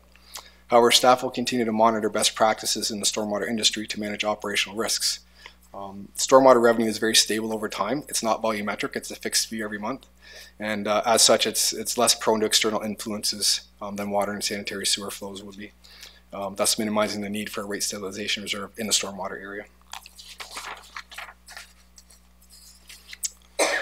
For the capital reserves, it's recommended that a minimum of 1% and target of 2% of water and sanitary sewer estimated asset replacement values be held in the capital reserve. Water and sanitary sewer capital reserves are above the minimum level and fluctuate near the target level over the entire forecast period. The stormwater reserve continues to address significant capital needs while maintaining a reasonable reserve level. You'll see the stormwater reserve is forecasted to dip below the minimum level for 2020 to 2021, but reaches the minimum level by 2022 and again by 2026. I'm going to pass it over to Todd to talk about some of the other program updates within city utilities. Thanks, Mike. So the advanced metering system pilot project has been running for over 3 years at this point, and this has been made possible with a partnership with Waterloo North Hydro, tapping into their network for their own smart metering program. And for those of you who are unfamiliar with the technology, an advanced metering system provides near live hourly water reads that enable city utilities to identify abnormal consumption patterns and streamlines our meter reading process. AMI is becoming an industry trend, as several area municipalities have already begun an implementation or are well under their way to starting one. Throughout the pilot project, staff have discussed various funding options, ranging from using the reserve to debt financing to rate hikes or a combination of all three. Staff will be presenting a funding and implementation plan for council to consider in the spring of 2019. So as Brad and Philippa mentioned, there's some projects that are forget the terms that are not over target, routine, non-routine. Sorry, I just learned that term this afternoon. So, so it is not something that is approved at this point. It would be approved in the spring of 2019. It is worth pointing out that, and this is included in the report, that the citywide AMI implementation project was included in the 10-year capital project plan, and the reserve levels that Mike just presented do include that project. So not completely unrelated is a high water bill forgiveness program. And so high water bills do create difficult situations for both customers and staff. Often these situations will flare up without the homeowner not knowing what's going on in their own home. And these situations can escalate to senior management, council, and the media. The intent of recommendation 7 in this report is to obtain council approval to investigate various programs that other municipalities offer. We've already, been reviewing some programs that exist already in cities such as Guelph, Cambridge, London, Hamilton, and Oxford County. And should council choose to approve this recommendation, staff would report back to spring to council in the spring of 2019 with program options. Okay, lastly, just to recap some of the key points of this report. The 2019 recommended rates align with the 2019 proposed budget. The annual financial increase is 4.7% overall for an impact of just over $48 for the average household. And as Mike noted, this compares fairly well to our neighboring municipalities. The water and sanitary reserves are at appropriate levels for the forecast period. And again, Mike spoke to the status of the stormwater reserve. Lastly, the City Utilities Division continues to review and develop programs to benefit our ratepayers and improve our customer service level. At this point, we'd be happy to answer any questions you may have, and thanks for your time. Thank you, Todd and Michael. Questions, Councillor Bonagor? Thank you for all of that information. I just had a question regarding the stormwater portion of the utilities. I noticed at the start that you had the storm ponds and Silver Lake as examples of what this might include. So is it therefore safe to assume that part of this fee covers our climate change preparedness? Mm-hmm. Okay, and is that increasing? Okay, so through Mayor Jaworski, currently we're still working as a city on the corporate climate change adaptation plan.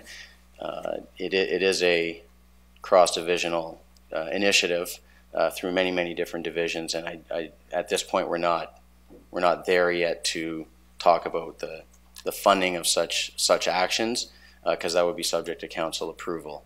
But there could be, and I believe that in the report we do mention that as a risk. Yeah, but that would come out of the stormwater utility. Sorry. Yeah. Thank you. Okay. Councillor Vasic, please.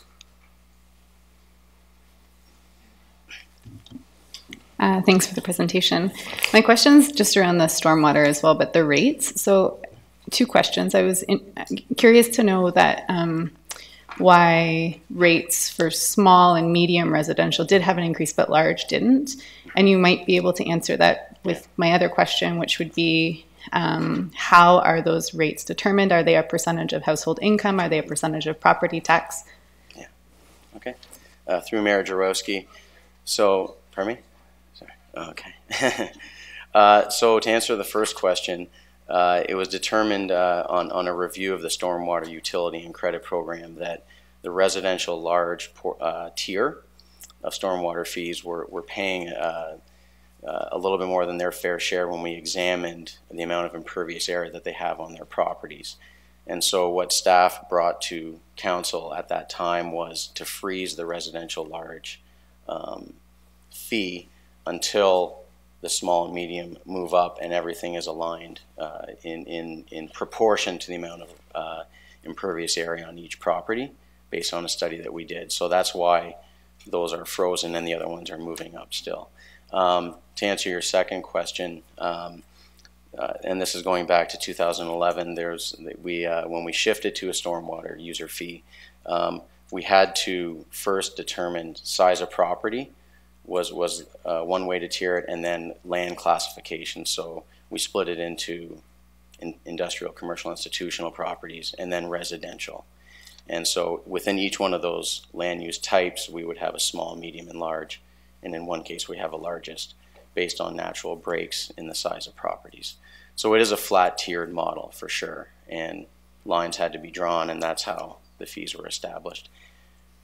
Then we would tie it back into their proportional contribution as a tier. That might be a little bit tough to understand, but we had our funding envelope of around $3 million at the time, and we had to allocate their proportional contribution to each tier, and that actually ended up being how we determine their fee. I can probably write you a better email than the answer I just gave, but... Yes, we can talk more. Thanks. Yeah. Councillor Freeman? Through you, Mayor Jaworski. I wrote all my questions into my notes, but my computer decided it needed to restart.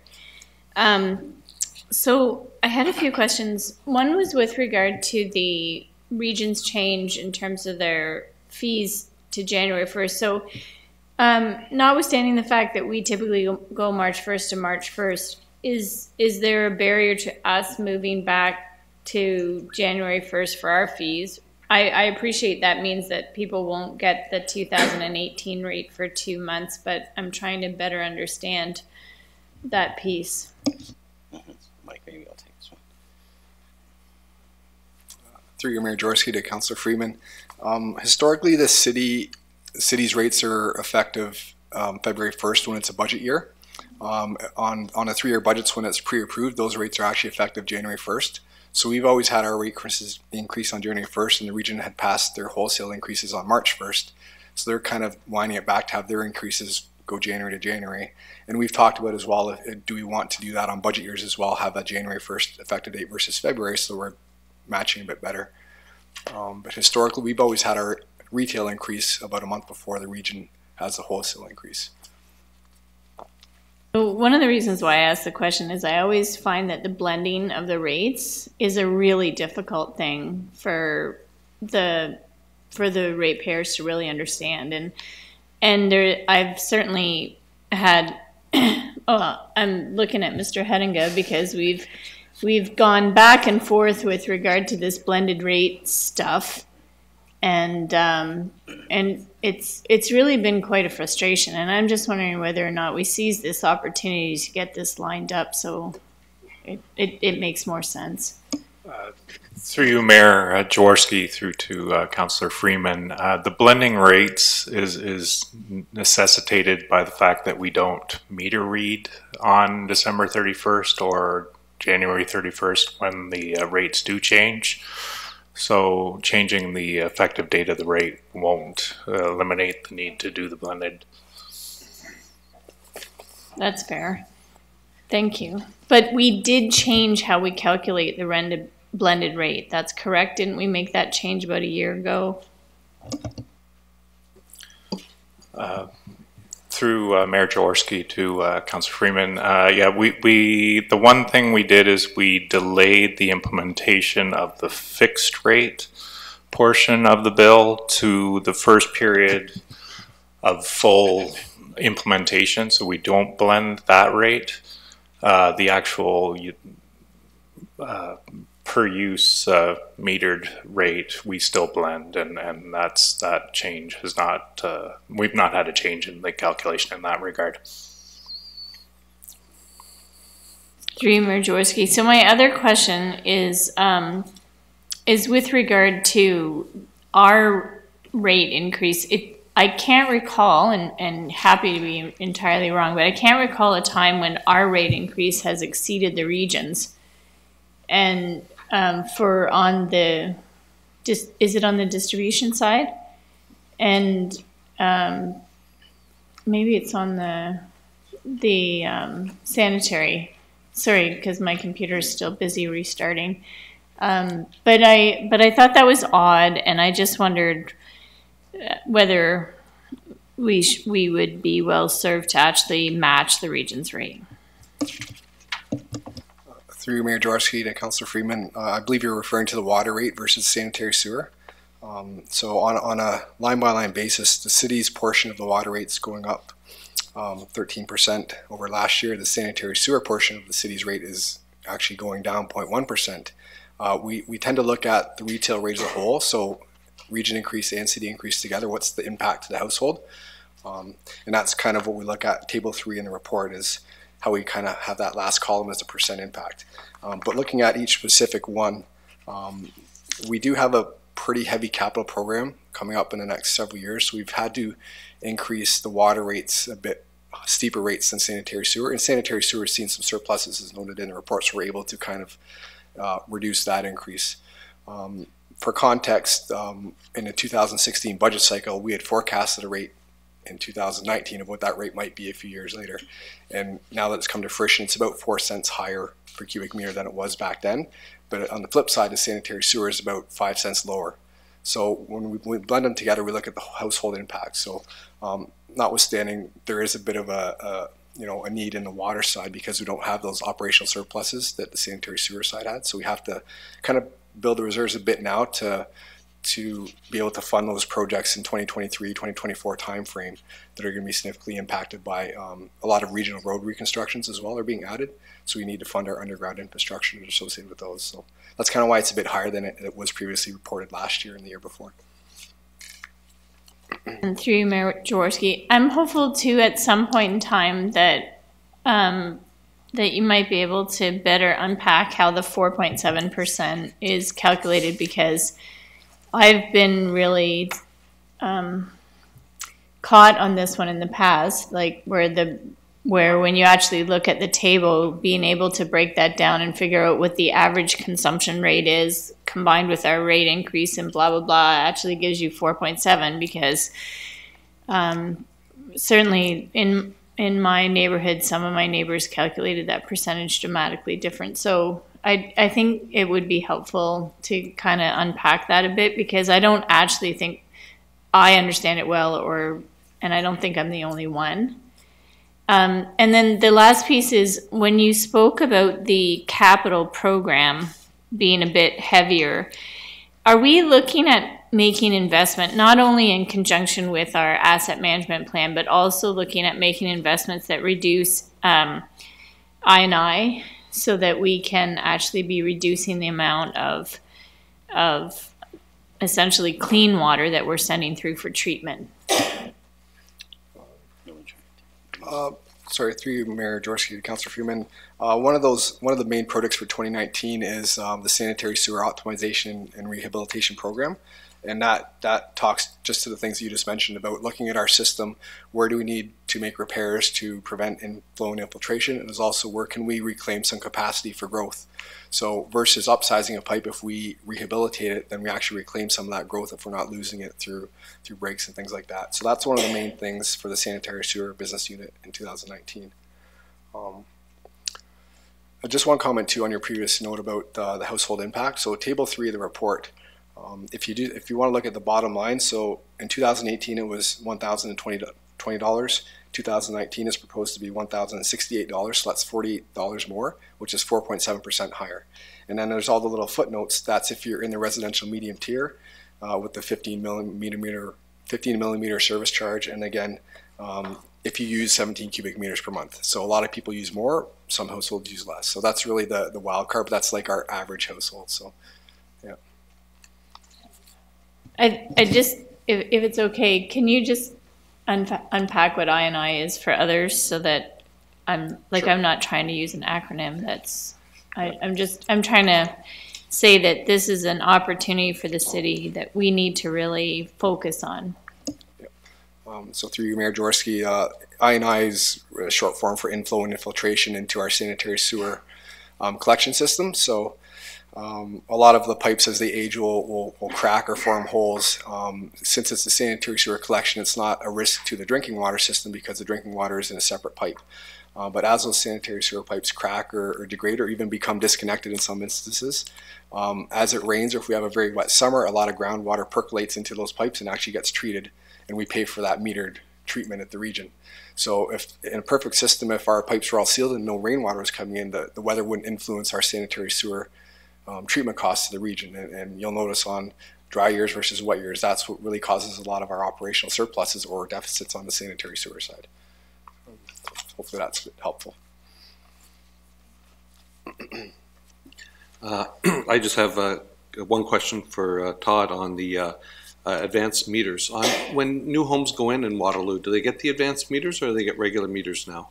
Not currently at this time. Now, just to be clear, so the advanced metering system, it's always the same meter. We have a transmitter on the outside of the home that is wired to the meter and sends that signal. That's how it. So either way, it's an add-on to the to the house. Okay, yeah. And thanks for putting the high water usage consideration in there for February or whenever.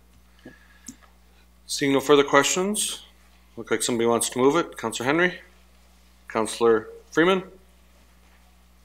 Further commentary? Seeing none. All those in favor? Thank you. We're getting there. Two more. Next up is the residential rental licensing fee for 2019, prepared by Shane and Kim, and we're going to have a presentation from Mr. Turner. And then 2 delegates. Thank you, Mayor Jaworski. I'll take a few minutes to provide a brief overview of the highlights of the program. Oh, can you get the podium microphone? Sorry. My apologies. So I'm going to give just a brief overview of the highlights of the program, and then staff are here available for questions. And I also recognize that there are some delegates in the audience. So just by way of quick background, Council considered the report 2017-031 on December 11th of last year, which culminated a review of the five-year review of the program. At that time, Council acknowledged the benefits of the residential licensing program, and as a move forward piece, directed staff to proceed with the series of program improvements, which some have been done and some are underway. But also to report back, and that's the focus of tonight, to report back as part of the 2019 budget process with a long-term financial forecast, fee structure, and reserve fund forecast. So again, that's the focus of tonight's presentation and the report. Just as a reminder, the program objectives are to protect the health and safety of persons living in low-rise rental dwellings, but also to protect and stabilize or balance the impacts of that are found within residential neighborhoods. It's also important to note, I think, that in order for the city to deliver on these objectives and address community concerns, there's a significant cost, not just to the beyond the licensing piece, for the ongoing monitoring and enforcement of properties over time. That was highlighted in the report last year as well. That in essence, our involvement doesn't necessarily stop with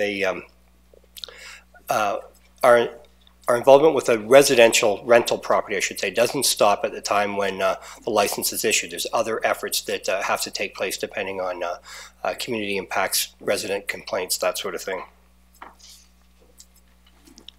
So the methodology that we implemented over the last few months was that staff worked to identify the challenges and opportunities related to the current program revenue and expense model. We've developed a long-range forecast for the program expenses based on assumptions that are foreseen at this time. And we've developed a fee structure that's aimed at benefiting as many license classes as possible and minimizing the impact on others. Some of the challenges related to the program are that there have been no fee increases since the original program fees were established in 2011. The middle point is just an example. If there was just an average inflationary increase of 1.5% over the last few years, you would see that there's a price increase related to a particular fee. One example of a fee is almost $450. It would be $492 now if we had applied inflationary costs. In 2012, the expenses for the program, which was a full year of implementation of the program, the expenses were just over $1.1 million. And at the end of last year, the total expenses were just over $1.13 million. So there's been an increase in actual expenses of approximately $23,000 over the last 6 years, which represents an expenditure growth of 0.4% per year.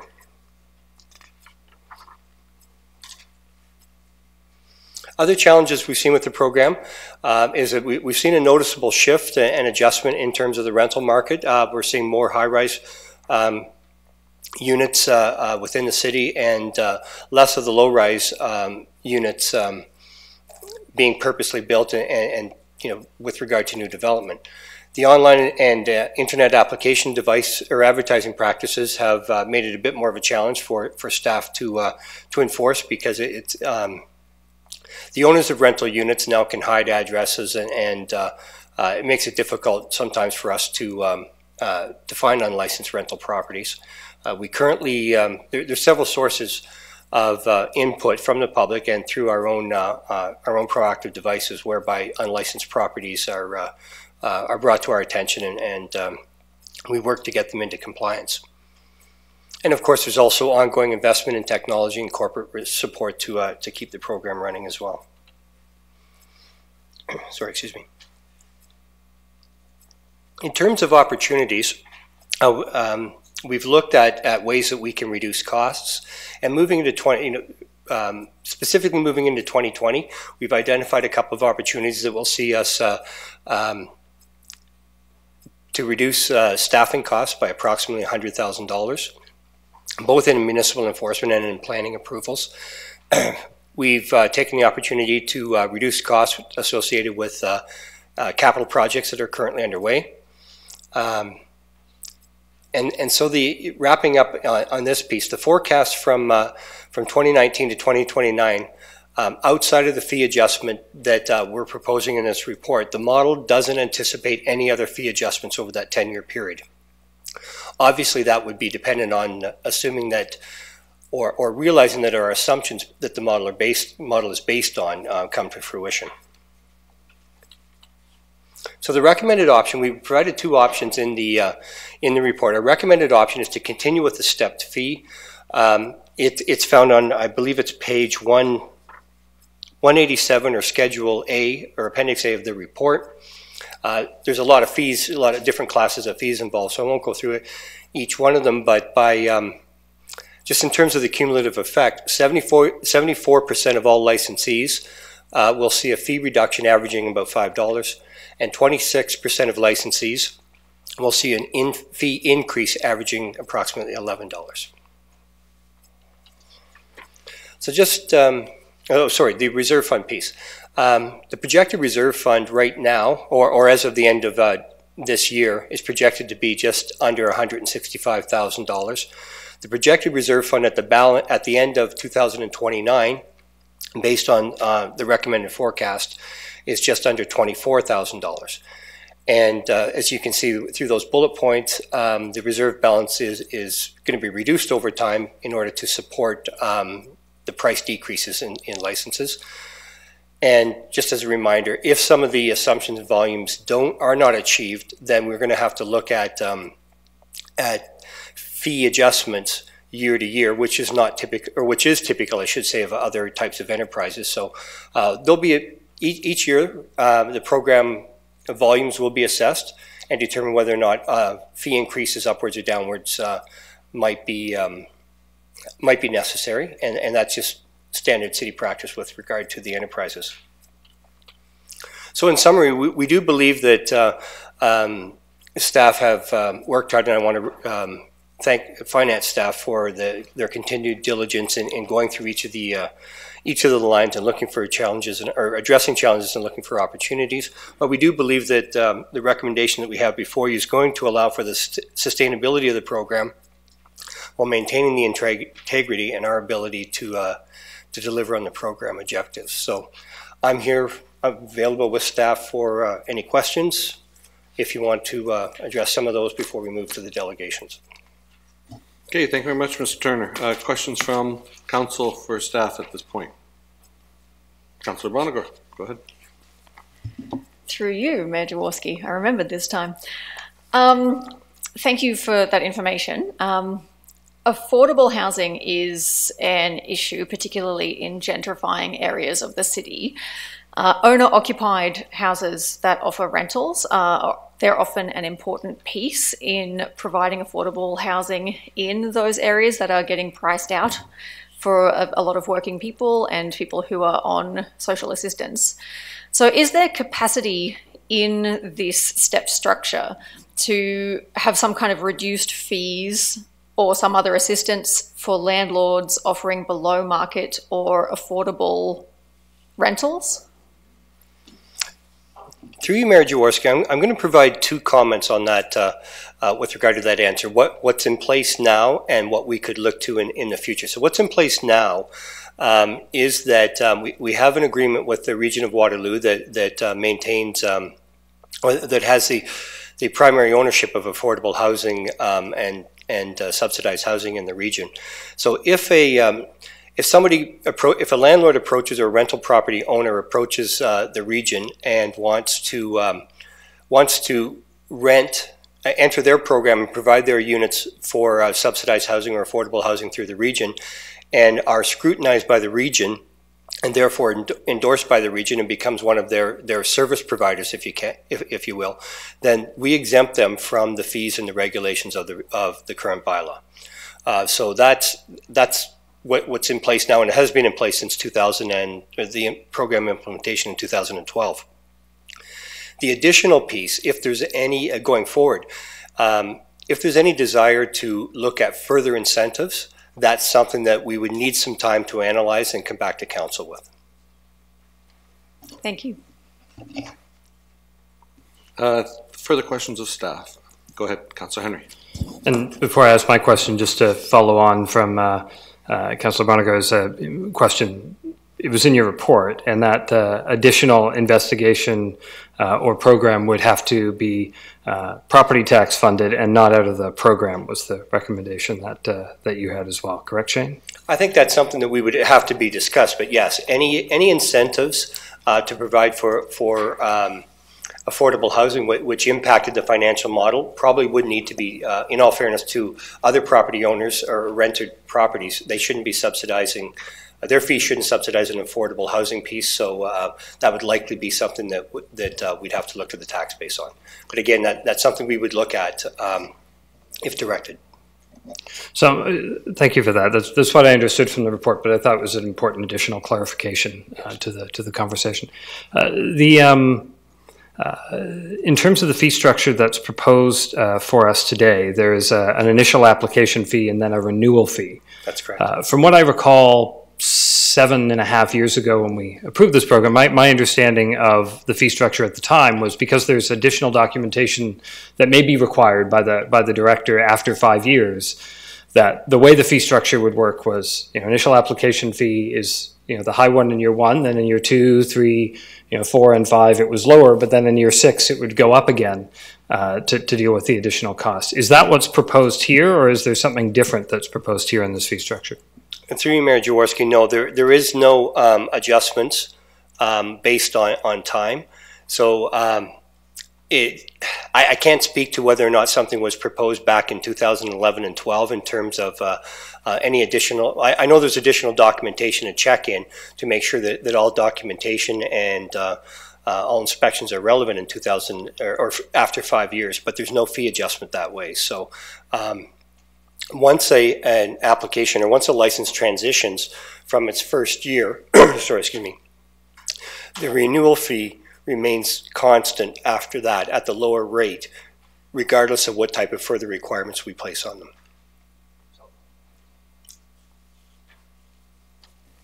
Seeing no further questions, one from Councillor Bodley. There we go.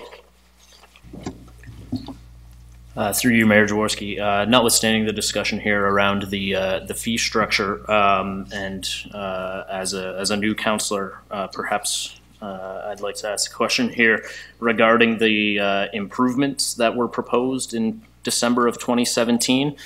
My question, I guess, perhaps ties into that. Do we have any hard data that proves that we are achieving the goals set out by the bylaw to ensure the health and safety and human rights of the residents and to protect the character of the neighborhoods? Through you, Mayor Jaworski, some of that data was in the December 2017 report in terms of the types of issues and challenges that were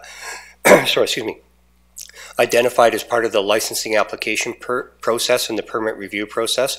So we can make that information available to you, but we had determined and done some analysis in terms of the types of building code violations, fire code violations, ESA, and such that we had found as part of that program. So we're continuing to gather that data year by year. The first 5 years, the data was gathered at a different agencies gathered the data differently, but we've been able to solidify that a little bit and have further data going forward, so that we're able to track the types of issues and challenges that we're facing. We also are tracking the types of complaints that we deal with that come up after the licensing process as well.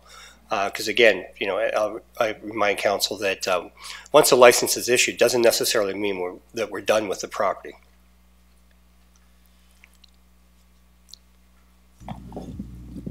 Just very specific question, perhaps, that I received on this.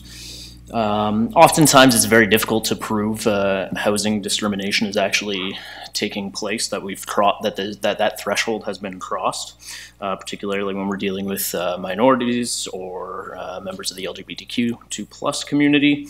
And I wonder if there is anything as part of the licensing bylaw that can be provided to property owners to advise them of what their requirements are under the Ontario Human Rights Commissions to ensure that they're meeting, even if it's just the brochure that the OHRC puts out, to ensure that property owners are understanding of what their requirements are therein.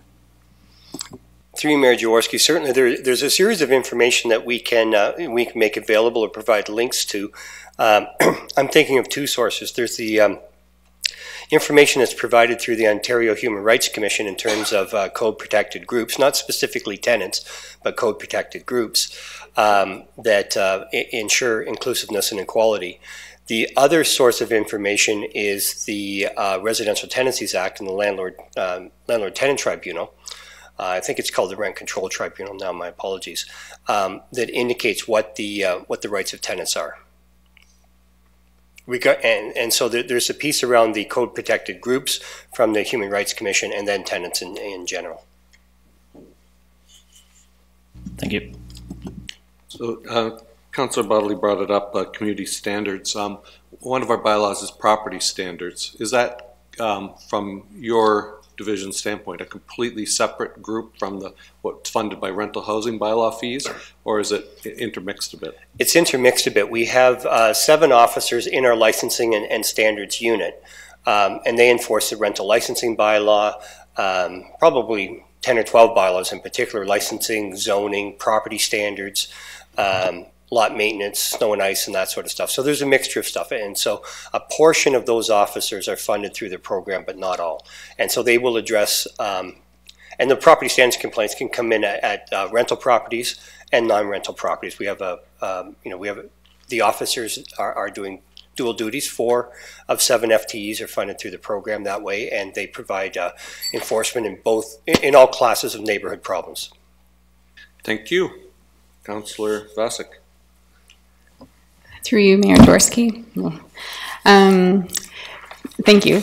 And one more question about working with the people who are working on the neighborhood strategy. So in terms of looking at the appearance of neighborhoods and property standards, have you already started working with people who are going to be working on the neighborhood strategy? Is there an idea for collaboration internally there? Some of your thoughts on that, please. Thank you. Certainly. Through you, Mayor Jaworski, that's a discussion that's ongoing. It's the neighborhood impacts and the types of challenges that we might be able to address through the neighborhood strategy relate to all sorts of, or all sorts of land uses within a neighborhood, not specifically just rental properties. But our division was represented on the staff steering committee for the neighborhood strategy. There's a series of recommendations that have come forward earlier this year does speak to some bylaw components, particularly around the proactive piece of ensuring that neighborhoods,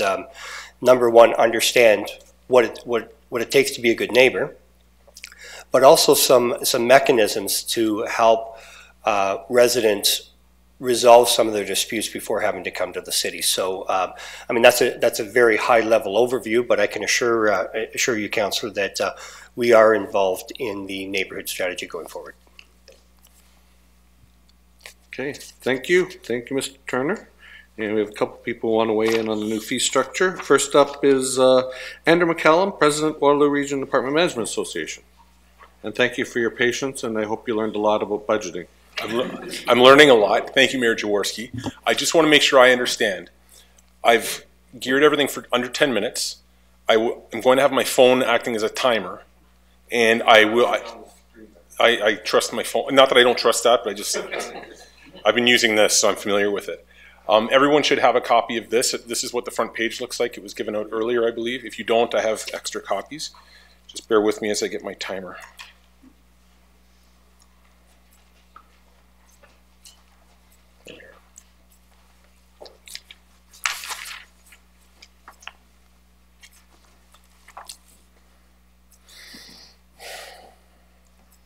Mayor Jaworski and council members.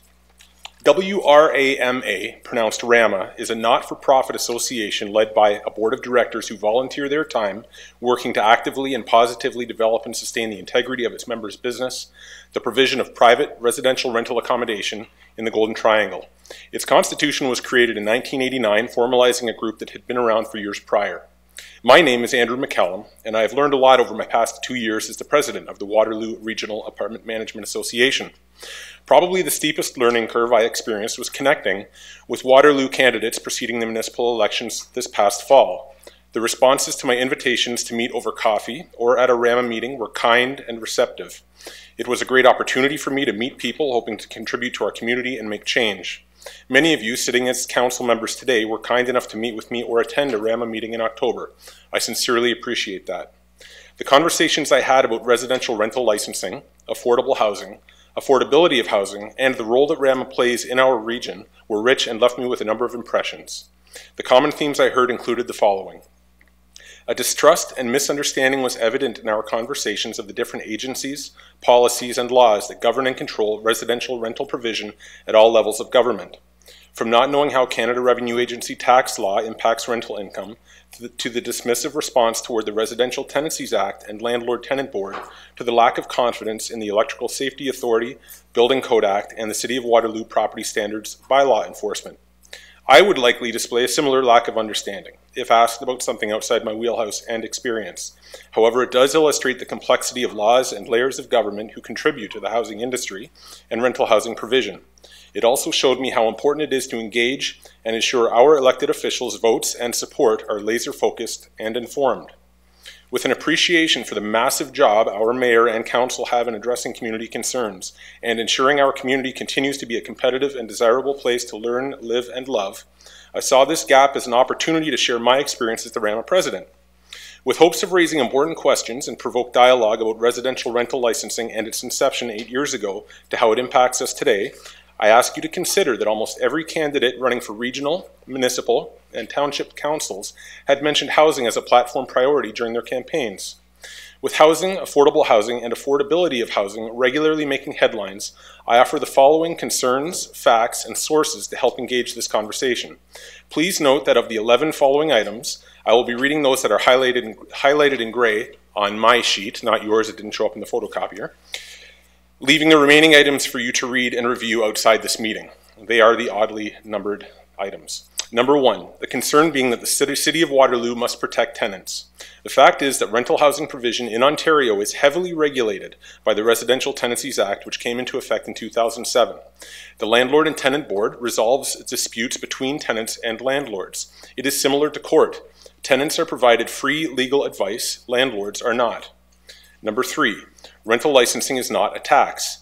The Waterloo quote-unquote tax grab was recognized by the Landlord and Tenant Board in the landlord's application for an above-guideline rent increase based on the levy of the licensing fee as an extraordinary cost in municipal taxes and charges. The rent increase resulting from Waterloo's license fee levies was 6%, plus the guidance increase of 1.8%, for a total of 7.8%, on average about $70 per month increase in monthly rent. 2 tenants, funded by the province of Ontario, appealed the board's decision to the divisional court, and Cohen-Hiley lawyers defended the landlord's position, seeking a dismissal of the appeal. The divisional court in 2017 dismissed the tenant's appeal and awarded the landlord legal costs of $7,500. Number 5, on the next page. The City of Waterloo will take action on information provided by police criminal record checks. The fact is, the Police Record Checks Reform Act, passed in December 2015 by a vote of 93-0 at Queen's Park, became law on November 1st, 2018, fundamentally changing the rules around what police can tell prospective employers, volunteer agencies, and foreign governments about Ontarians. The legislation was prompted by the Toronto Star's presumed guilty investigation that revealed tens of thousands of Canadians have records in police databases despite never having been convicted of a crime. Disclosure of those records has undermined careers and educations, crushed ambitions, and limited international travel, the investigation showed. In many cases, it ruined lives. Number 7 on the next page. The concern being, with so many different types of leases and rental agreements, it is difficult to understand who is responsible for the responsibilities of caring for and maintaining a residential rental property. The fact is that starting April 30th, 2018, landlords of most private residential units, from individual landlords to property management associations, property management companies, must use the standard lease template provided by the province of Ontario for all new leases. Landlord and tenant rights and responsibilities remain the same under the Residential Tenancies Act. The standard lease will apply to most residential tenancies in Ontario, including single and semi-detached houses, apartment buildings, condominiums, and secondary units, including basement apartments. Number 9 on the next page. The City of Waterloo has no mechanism to ensure properties are kept to a standard acceptable to the greater community. The fact is, the City of Waterloo Property Standards Bylaw regulates the maintenance and occupancy of lands and buildings within the city. It also sets out enforcement standards to ensure owners of properties that do not conform to its regulations undertake any necessary repairs or maintenance to comply with the bylaw.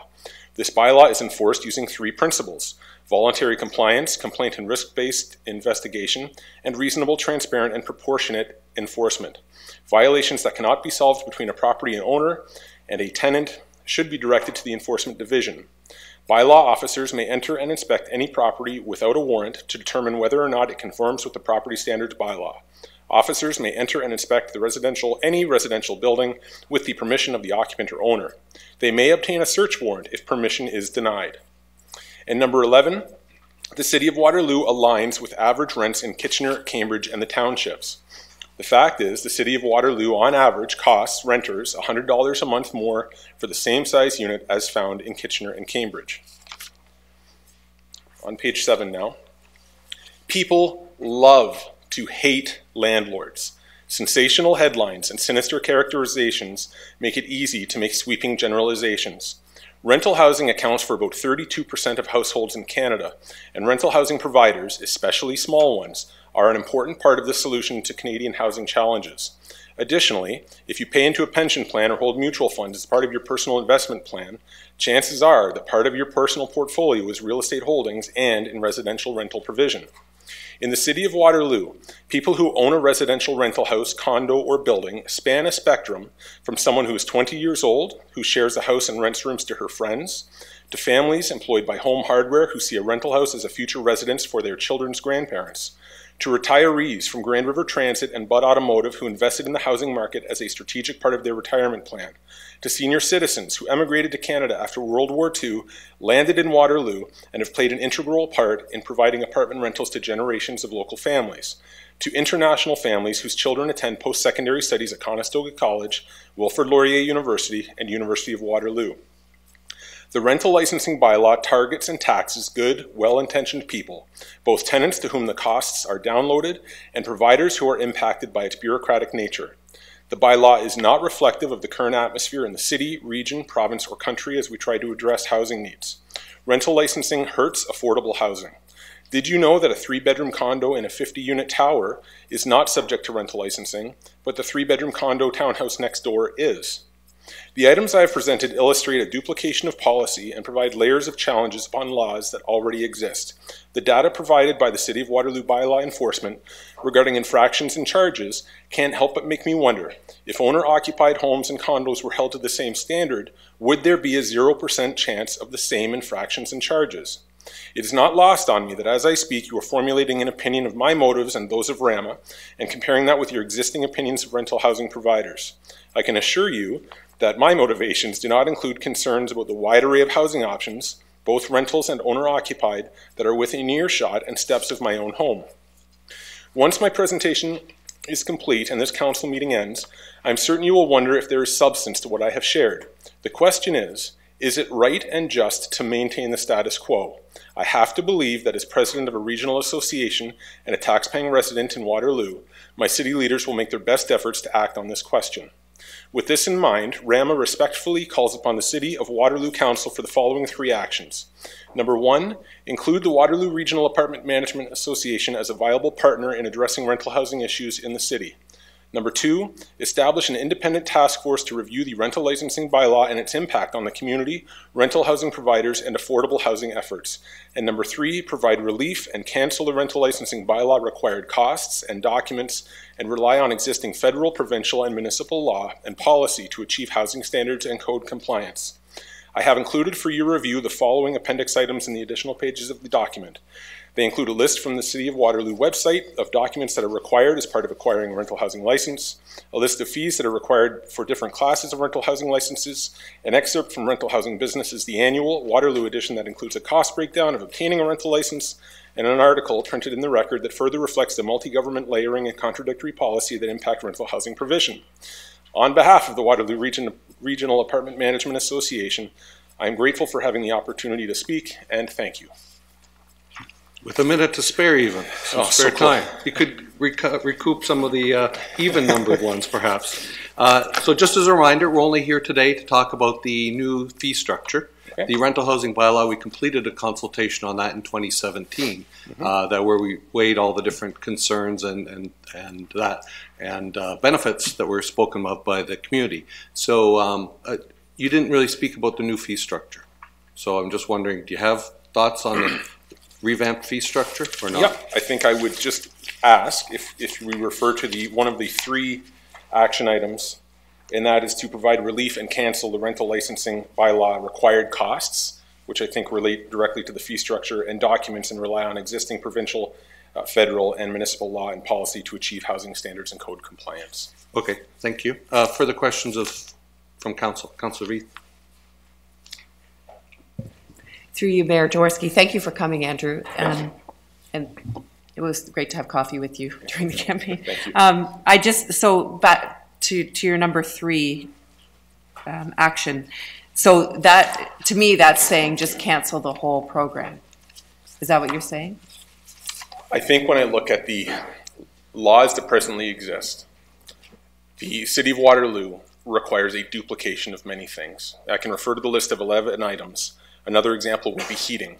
Heating is strictly enforced by the Residential Tenancies Act, where temperatures in a rental unit have to be kept at 20 degrees Celsius. The City of Waterloo rental licensing bylaw says it has to be kept at 21 degrees Celsius. Fair, 1 degree Celsius, I understand. There's also requirements by fire to have carbon monoxide detectors outside every bedroom in a home. The question is, why, with those existing laws, would it necessitate another law saying you have to have your HVAC system inspected every year, when already those laws and expectations say your system must be working, or you're going to be in a lot of trouble and you're breaking the law? Seeing no further questions, Andrew, thank you. Thank you.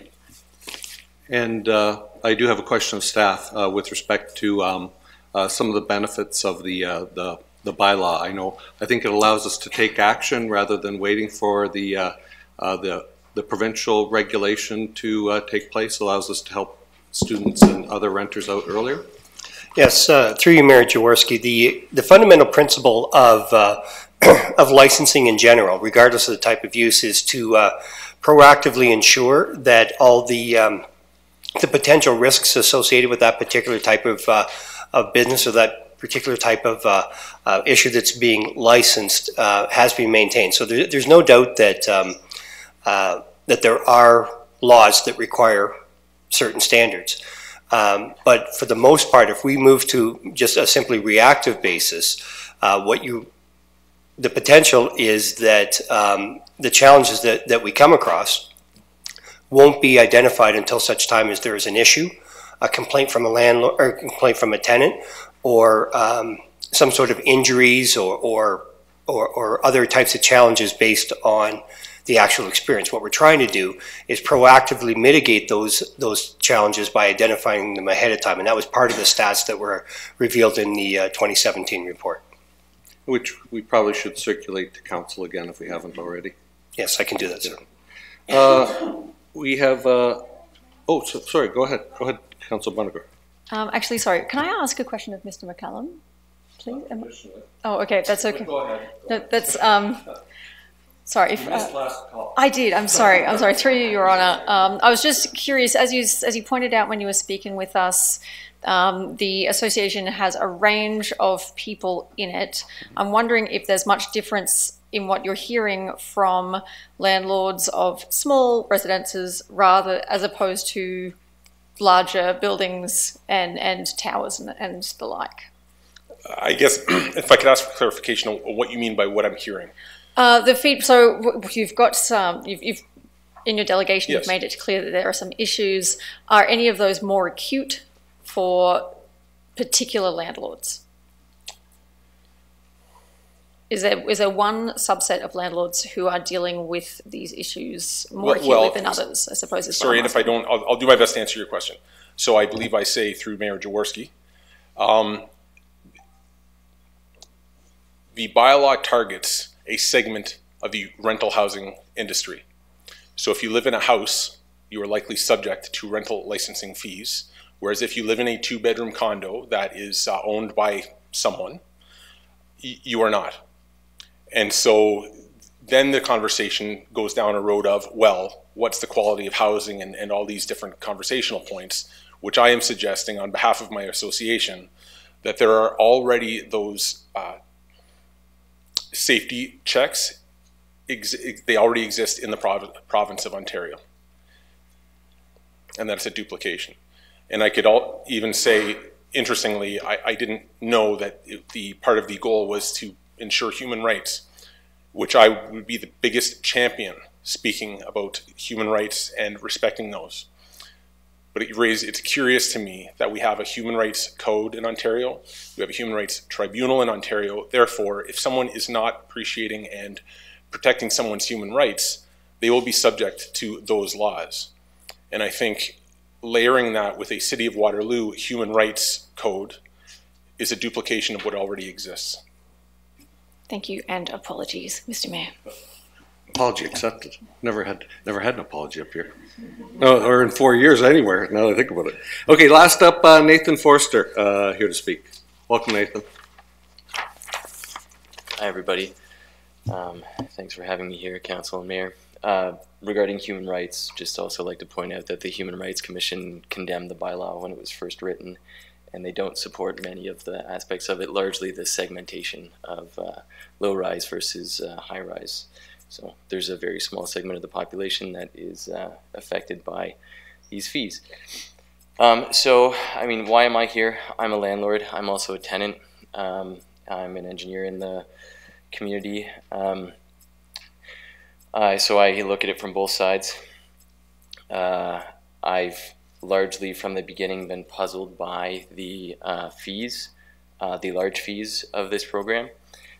Business license is $120, give or take, in the city, and whereas as a landlord I'm paying $350 per unit of my business, and so I have a duplex. That means I pay $700 every year just to keep in business. That over 10 years is $7,000, and can go into largely repairing my property and making it upgrading it for the future, which is something that is apparently the purpose of the program, but it's taking that money away from me. I think it's also important to note that most landlords, new landlords especially, don't actually make cash flow on their properties. They have negative cash flow often, and they are banking on their properties appreciating in value when they sell. So taking money out of landlords' pockets every year just means that the standard of that property will reduce over time. London, when we compare cities for how much these kind of rental programs cost, many municipalities did not vote for this program because it was expensive.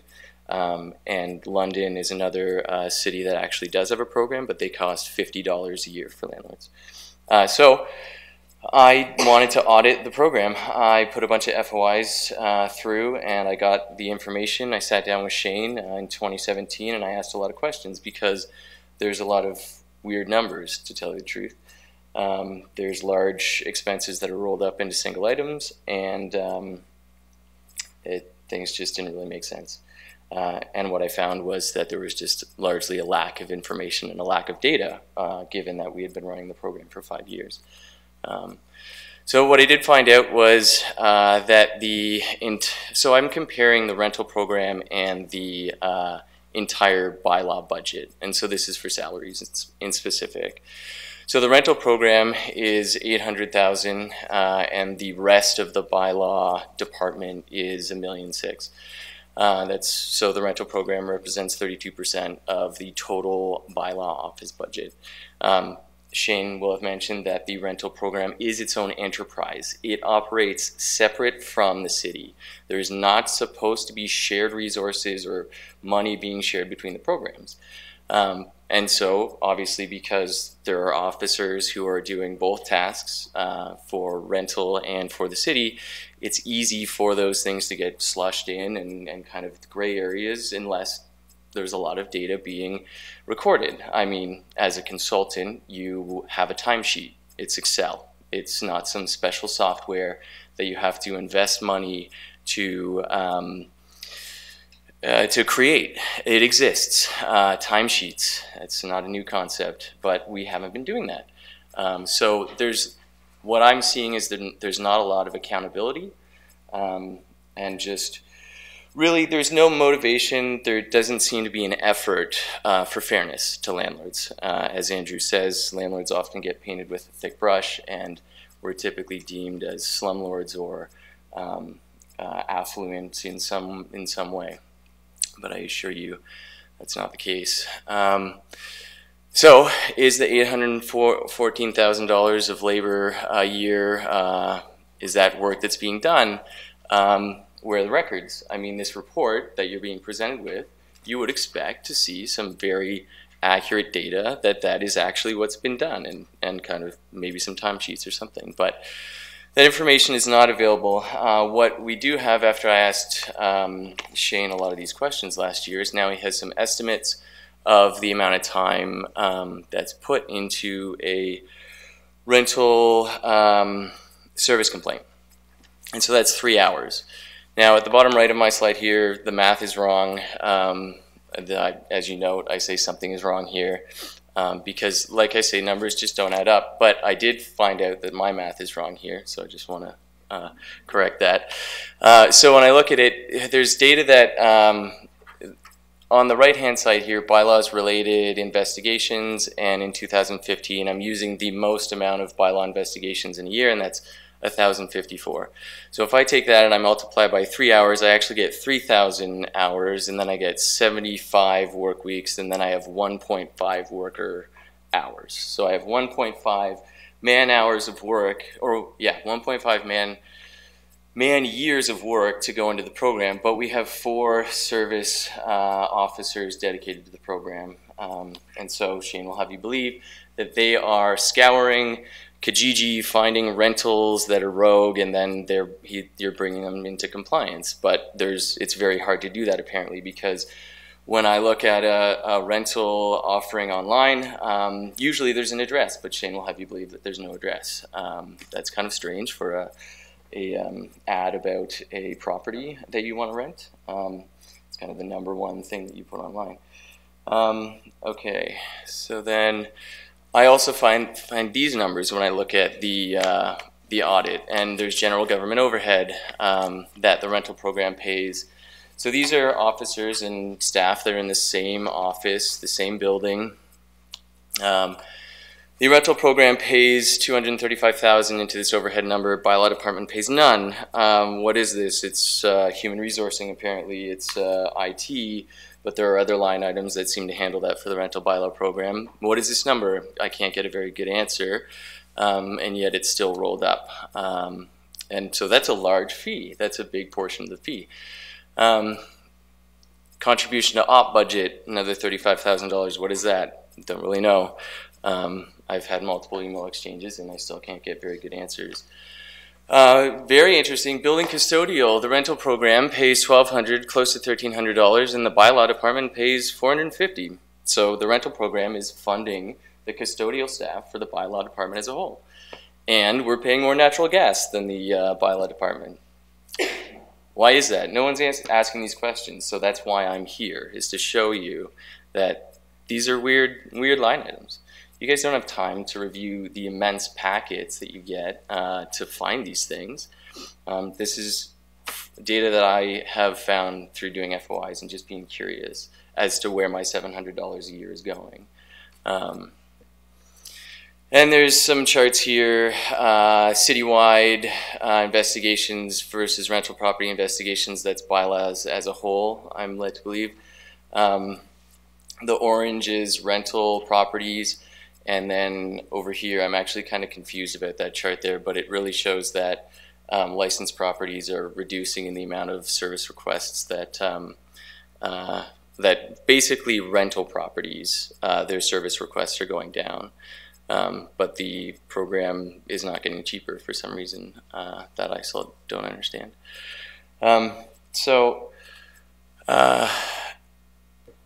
And then when you look at what Shane presented to you, saying that the surplus will end up being $24K at the end of 2029, I find that kind of misleading, because if you look at just the net balance per year, expenses versus revenue, you get the current surplus of over the past 5 years has been $677K. But where did the other $300,000 go? It went into capital investments. There's actually a line item that I don't show here, but if you look in your packet, $200,000 went to the tax rate stabilization fund from the rental bylaw. Now, as an enterprise that operates separate from the city, I don't quite understand why that $200,000 went to tax rate stabilization. Is that municipal tax rate stabilization? I tried to find the definition of that fund in the entire packet that you received, and I couldn't find it. I searched the internet for that number and I can't find it. So I'm assuming the tax rate stabilization fund is to stabilize just municipal taxes. Why did a separate enterprise pay $200,000 into that fund? That's something that I guess us small-time landlords would have to hire a lawyer and have a class action lawsuit to find out. So over the next 10 years, there's an additional $290K of surplus expenses in the year projected.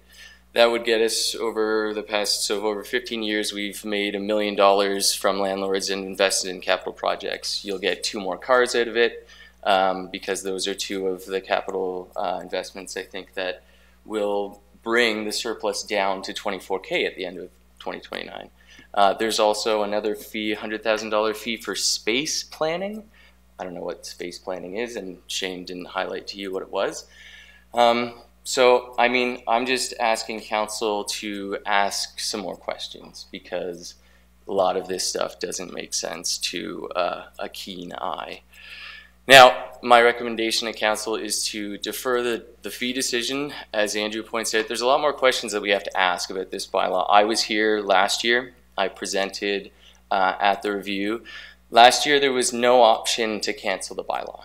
We have never been given an option. I don't think council has been tabled the option to cancel the bylaw. And there really has been no review as to what benefits the bylaw is actually bringing with this multi-layered approach. So in support of Andrew's recommendation, I would like an independent review of the licensing program, and let's use the surplus funds to do that.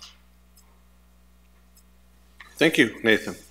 Questions of the delegate this time? Seeing none. Thank you for your, Councilor Vasek. Go ahead. Okay, we'll pause. Go ahead. I have a toddler, so we eat at 6. So my body is now conditioned to eat at 6, which it never used to be. So I'm a newer counselor, and one of the things that I'm starting to understand about this rental licensing is this like proactive approach, right? So, and what you're saying, there are these laws to make sure that you're doing all the things you need to do as a landlord. Right. And what you're saying is there's a duplication by doing the rental licensing fee. So My question is just what are your perspectives and thoughts on this proactive versus reactive arguments? So I guess you're saying, how do we have a beneficial program? The proactive is odd. I mean, no one inspected my property from the city when I applied for it. I mean, as a landlord, I could submit plans that were just not my property, and planning would look and say, yep, these are good, you comply with the bylaws. So it's, I mean, London does it where they inspect, so you pay a fee when you first become a property, and then they come in, they inspect, they verify that everything is good and that it is in fact safe.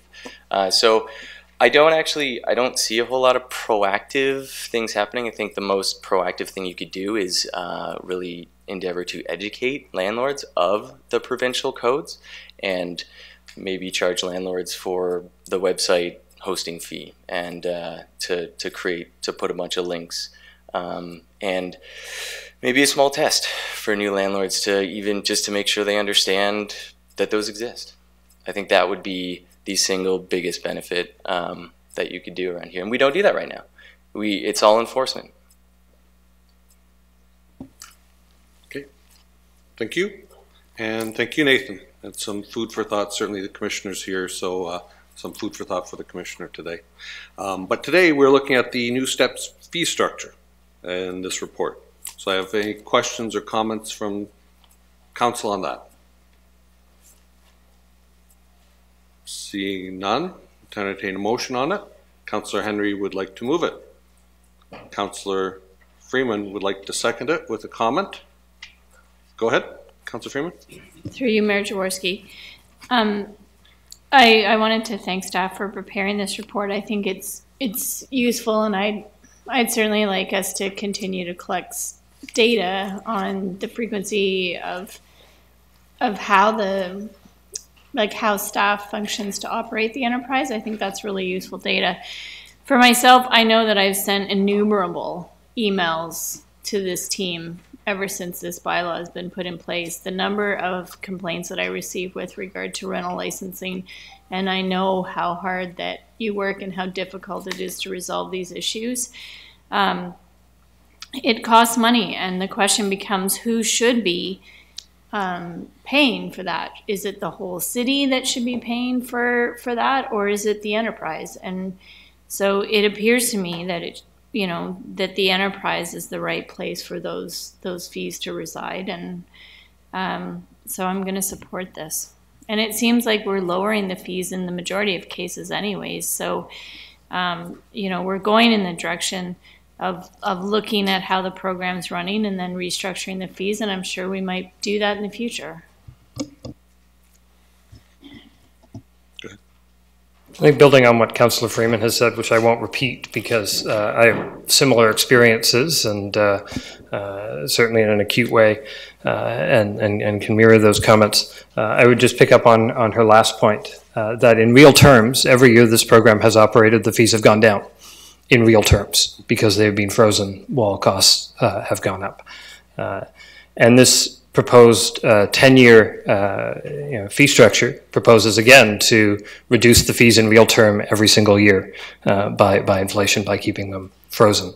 And that includes rationalizing the costs and finding savings where shifts in service requirements have allowed those. I think what's beneficial for me to hear today is that there's potential for us to consider ways that we as a city can leverage our resources in other ways to support a broad range of housing. I think that's a more integrated conversation we need to have in a broader context. And I know this council will want to have it, and that we will have it, and this may play a small piece. But for me, one of the most useful flags today in James' presentation and comments is that social housing and properties participating in the region of Waterloo's deeply affordable housing programs are already exempt because there is a process with the upper tier government here that we rely on. And so for those landlords that are truly interested in providing affordable housing and being exempted from this program, they have that mechanism. They have always had that mechanism. And those that are interested in doing it should avail themselves of that mechanism because we would definitely value additional affordable housing, deeply affordable housing being provided across our community. Thank you. And with that, I'll call the question. All those in favor, new fee structure? Seeing none opposed, that carries. And thanks to your team, as we heard last year when we did the consultation, or in 2017 we did the consultation, certainly the Federation of Students and the Students' Union were here in force, speaking out of the value that it brought to students, particularly students throughout the City of Waterloo. So thank you very much for that. Last up, committee appointments. And we're going to start with the council liaison roles. And how would you like to, any commentary, Julie, before we get started? No, I just wanted to make one clarification because we will have the bylaws tonight as well, that councillor appointments are actually for a 4-year term. So we can work through these one by one and people can self-nominate. Yeah. And we'll type those up for everyone to see. And then we'll, if council is willing, we'll approve this at the end. It'll just be part of the staff report recommendation. Thank you. So we're starting off with the departmental liaisons. So first up is community services, and I'll look to, I know Sandra has an interest in that, and I think Councillor Veith said she wanted an interest in that one as well. So that would be 2 for that one. And we'll just approve it at the very end, right? We'll just go through first cut, see if there's anything needs to be done with. Next up, corporate services excluding finance. Royce has his hand up. Finance chair, you better have your hand up. Thank you. Councillor Henry. Economic development and art. Oh, hold on, before I get ahead. Economic development, which includes arts and culture. Councillor Vasic. I thought you were putting up your hand there. No, to Keshwar. I thought you want in on economic development. IPPW, which then has Councillor, hold on, am I right there? Councillor Freeman and Councillor Bonagor. Advisory Committee on Culture. The former Region of Waterloo Chair of the Public Arts Advisory Committee, Jen Vasic, is interested. Thank you. Audit Committee is set to the Finance Chair. Community cash grants. Sandra's keenly interested in that. Where are we now? GRAC, Grand River Accessibility Advisory Committee. Sandra, thank you. Sustainability Advisory Committee. Councillor Bodley, interested. Town and Gown. Councillor Hammer is interested in that. Uptown Vision, of course. Tennille Uptown. What's your Twitter handle now? Uptown Tennille. Okay. Active Transportation. Councillor Freeman. Waterloo Award. Our Waterloo Award winner. Councillor Veith is interested. Economic Development Committee, Advisory Committee, I'm certainly interested. And Councillor Veith, Councillor Bodley are interested. What's next? Waterloo Park.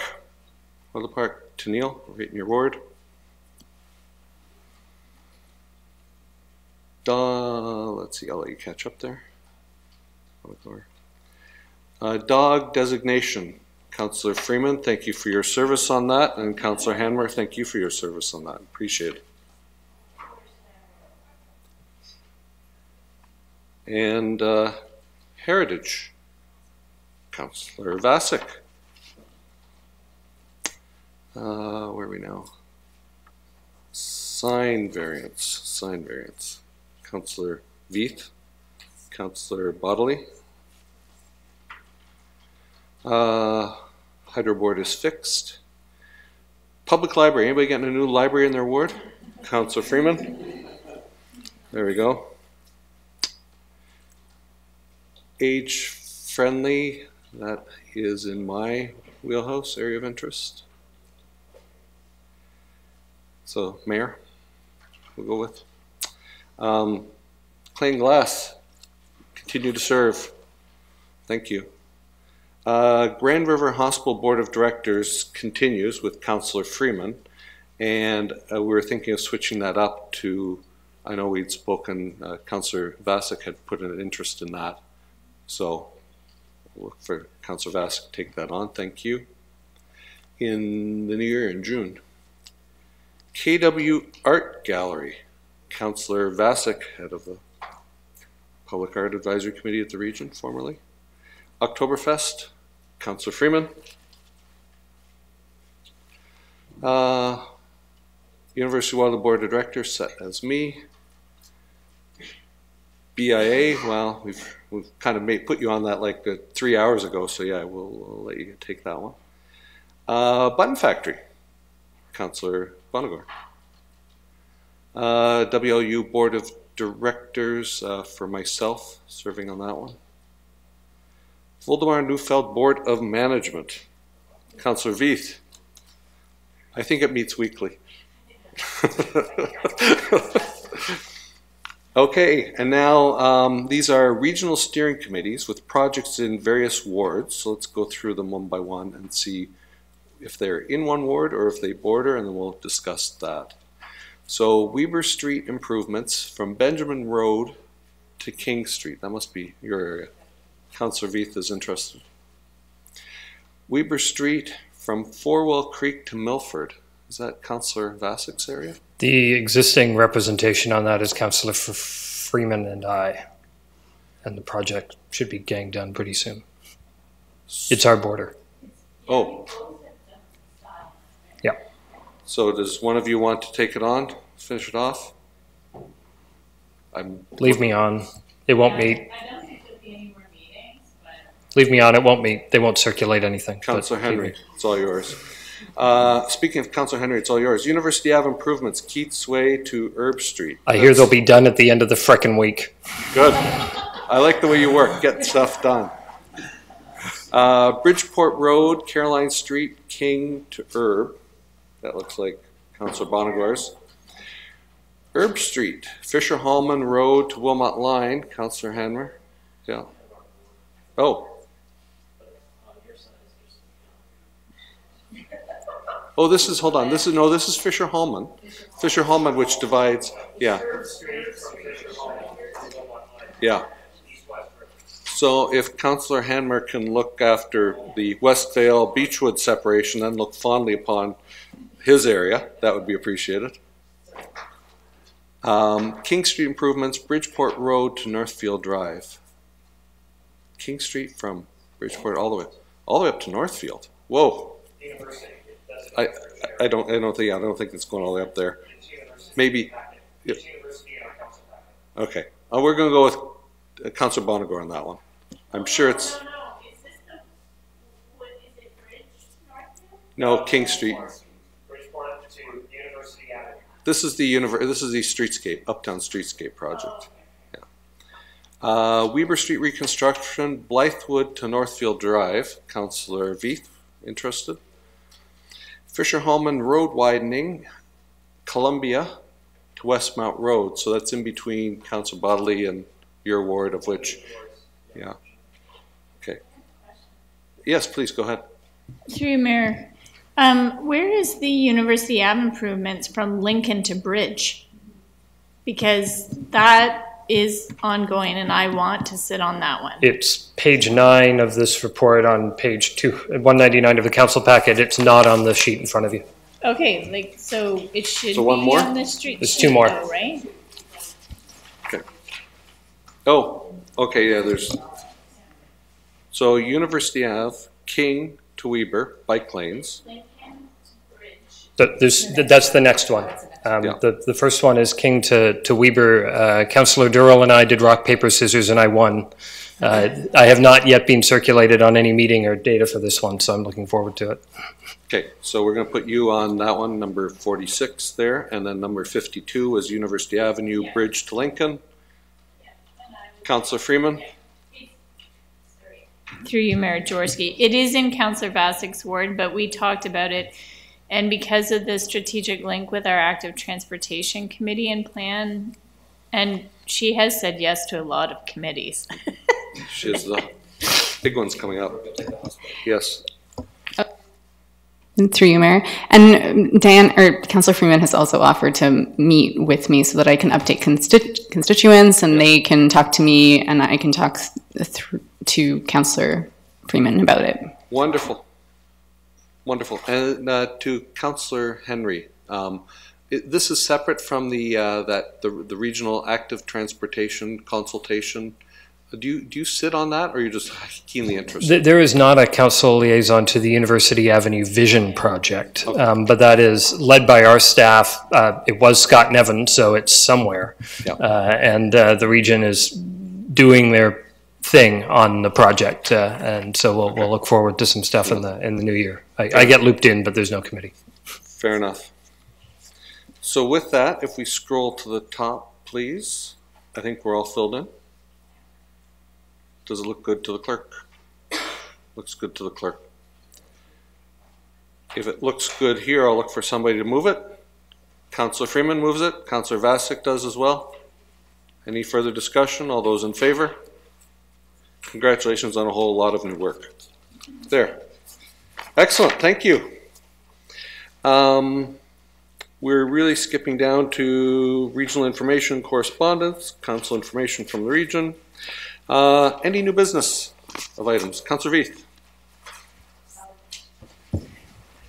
Through you, Mayor Jaworski, I just would like to talk a bit about the leaf collection program, and No,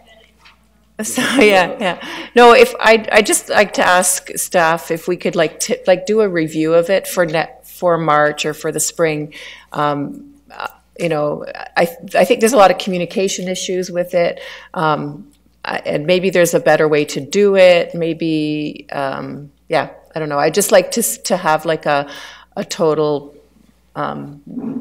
refresh look at it, because it's been a real disaster in my ward for sure this year. And anyway. Would that be okay with the rest of council? The trees didn't cooperate with our The trees program. did not cooperate. No, they did not. Yeah, with staff's predictions. So therefore, a lot of constituents were pretty upset that, you know, and when the snow came, and the snowplow pushed those leaves back on their front yards in a pile of snow. So, and I think if communication was better, maybe those leaves wouldn't have been out at the road, because the machine had already gone through. So we need to make this a better program, or anyway, or come up with some other options. I don't know. Anyway. So thank you.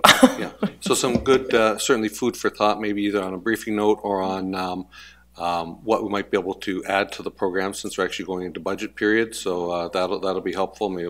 Maybe some further food for thought, but good to have a good chat with the commissioner. I think certainly we did have some good results in getting around the city at least once. Did check on that. Unfortunately, leaves are even, some are still in the tree to this day. So Mother Nature just doesn't like our leaf collection program, but a lot of our citizens still do. Councillor Henry, please. And I think on that point, it's fair to say, because the leaf collection program is funded from the stormwater utility, its approval date is January 21. So, I mean, in no way will we, staff reasonably able to affect the 2019 budget cycle on this. But that doesn't mean, if there are options that council wants to engage in a spring review that have some financial impact, that we can't council contingency community priority it until we can get the stormwater reserve to handle it, or some other way to cash flow it to bridge into budget season if there are budget impacts. So I think it's timely to get before leaves fall, or even people think that they will fall, before we take a look at this again. Thank you. Further new business? If not, I'd like to offer our congratulations to Professor Donna Strickland, who received her Nobel Prize in Physics today. We'll actually put her on the leaf collection working group so she can give some thought to something that's really, really important to our council. Yes, laser them right off the tree. So, no, it was a wonderful event at the University of Waterloo. They held a live streaming party attended by hundreds of people. I know people were watching it online, and to say that I think she's the third female recipient of the physics prize and first one over 50 years. And we were talking about it at the University of Waterloo, where there were a lot of retired professors, and to the best of their knowledge, she will be the first Nobel Prize winner in our catchment area. They think maybe somebody at McMaster's won it before, but in our catchment area. And when I spoke with her during the election campaign, she's a Waterloo citizen, so she actually doesn't travel here to go to work. She actually lives right here. So wonderful news. Lives right beside you. Oh, well, there you go. Wonderful. Does somebody want to enact some bylaws? Councillor Henry does. Councillor Henry does. All those in favor? Anybody want to go home and have lunch, dinner at 6 o'clock? The two people with young kids for sure do. Councillor Henry, Councillor Vasek, all those in favor? That's all of us. We're done. Thank you.